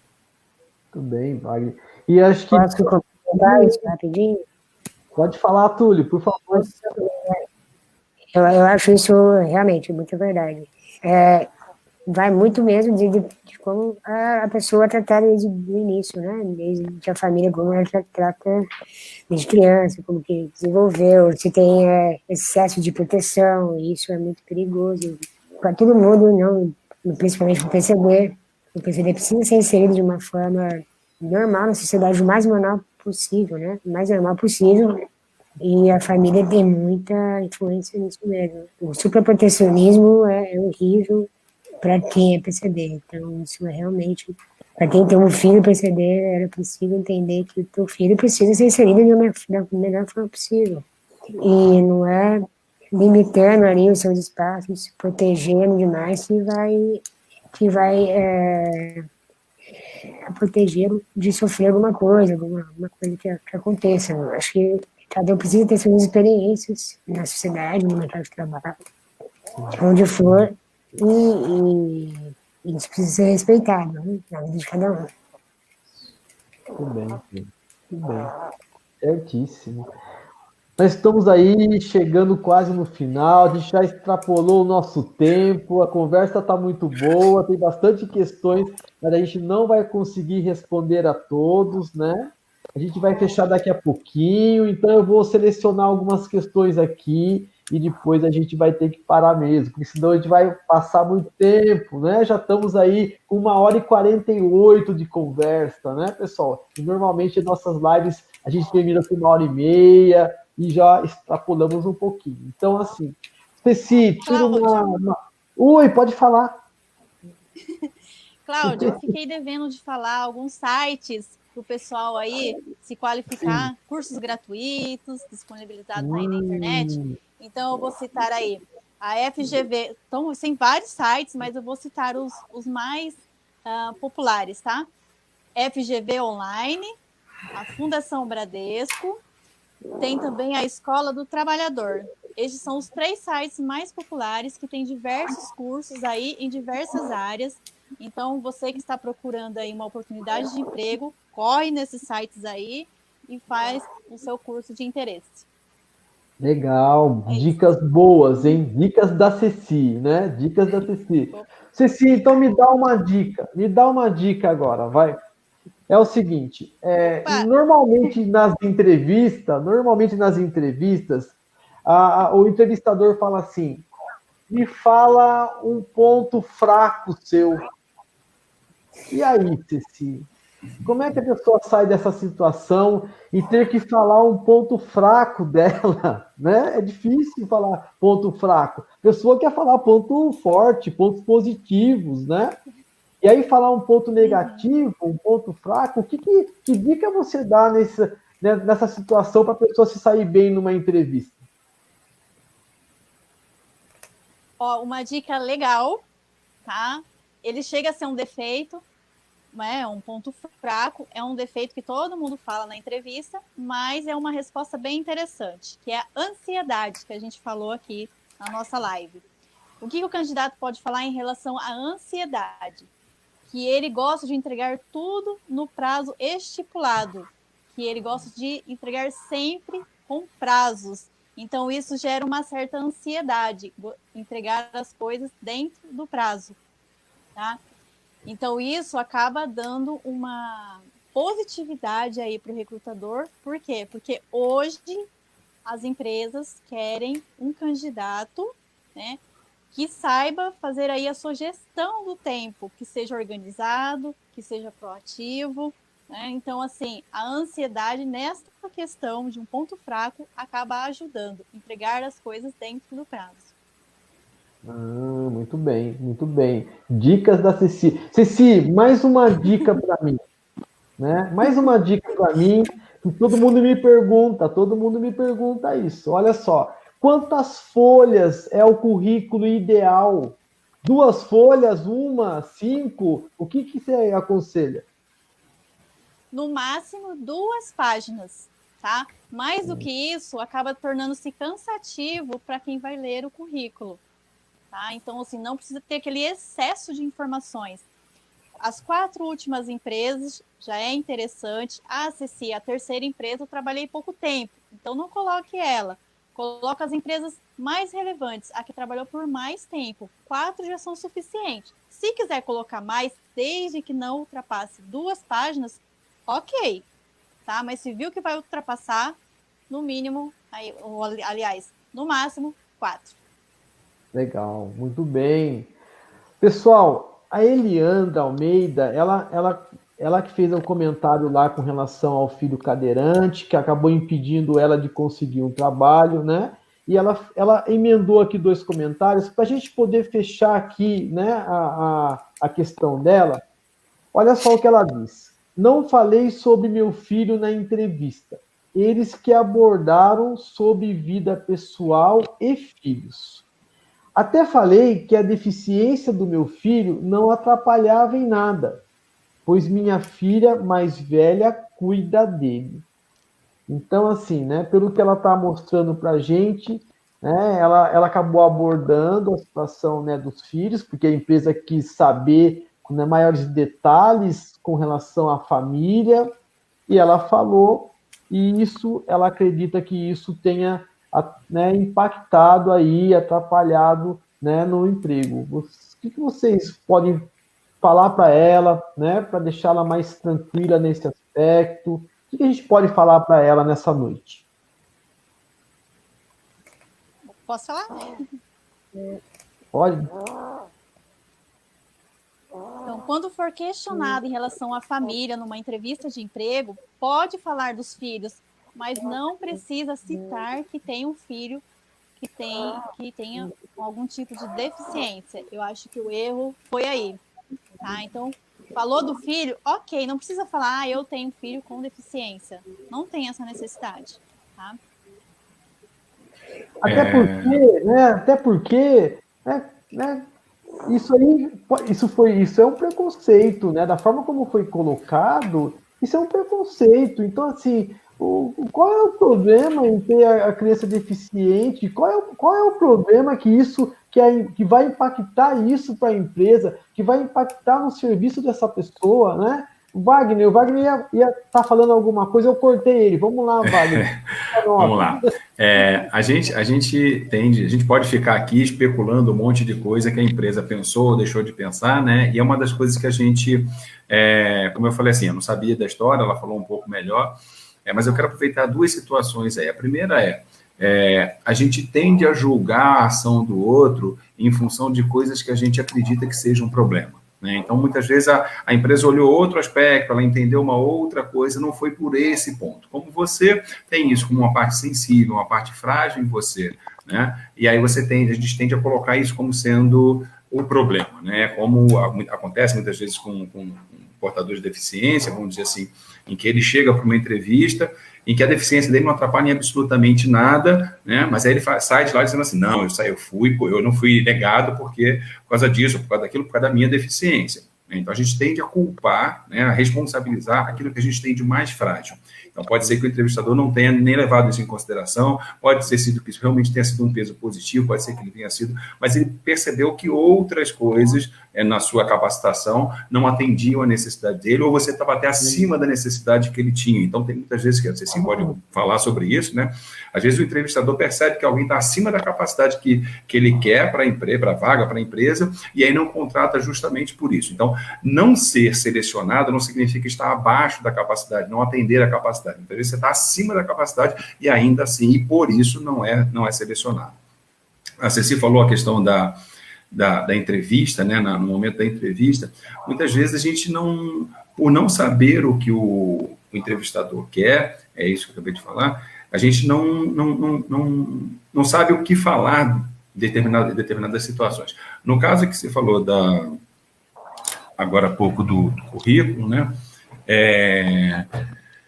o entrevistador ele vai te avaliar pelo que você está falando, ou como você está falando. Então, quando ele te faz uma pergunta em relação a seu ponto fraco, ao seu defeito e tudo mais do que a resposta que você está dando, ele está avaliando como você dá a resposta, o que você usa, quais a sua forma de se posicionar diante disso. Então, você pode dar uma resposta muito bonita, mas você não passou uma verdade, você não conseguiu transmitir com jeito, com formas, aquilo que ele realmente queria ver. Então, vale muito mais a verdade, vale muito mais quem você é, mostrar quem você e não tentar adivinhar o que o entrevistador quer.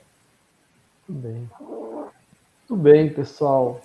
Nós temos várias questões ainda, mas infelizmente, né, não vai dar para a gente responder mais. Eu acho que essas questões podem ser direcionadas aí, né, para o endereço que vocês já passaram, né? Eu acho que vocês terão o maior prazer em estar respondendo aí algumas questões que foram colocadas aqui e que, devido ao passar aí do tempo, já estamos com 1h57. Então, né, eu vou deixar que essas questões aí possam ser direcionadas para vocês. O Wagner, o Túlio, a Ceci, terão o maior prazer em estar respondendo para vocês, né, depois, posteriormente. Agradeço a participação de todos aqueles que, né, durante toda a live, trouxeram questões para a gente, muito pertinentes. Agradeço a participação. Tá? Muito obrigado pela participação de todos que trouxeram as questões. Muito obrigado aí ao Túlio, muito obrigado ao Wagner, muito obrigado a Ceci, né, por ter aceito o nosso convite, para que a gente possa, né, divulgar um pouco mais, né, sobre situações que são hoje o nosso dia a dia, né, que estão bem pertinentes à nossa realidade hoje. Né? Muito obrigado a todos. A gente vai estar encerrando, né, a nossa produção aí vai estar fechando agora, então, a nossa live. Obrigado, pessoal, Fiquem com Eu que Deus. agradeço. Obrigada. A todos nós.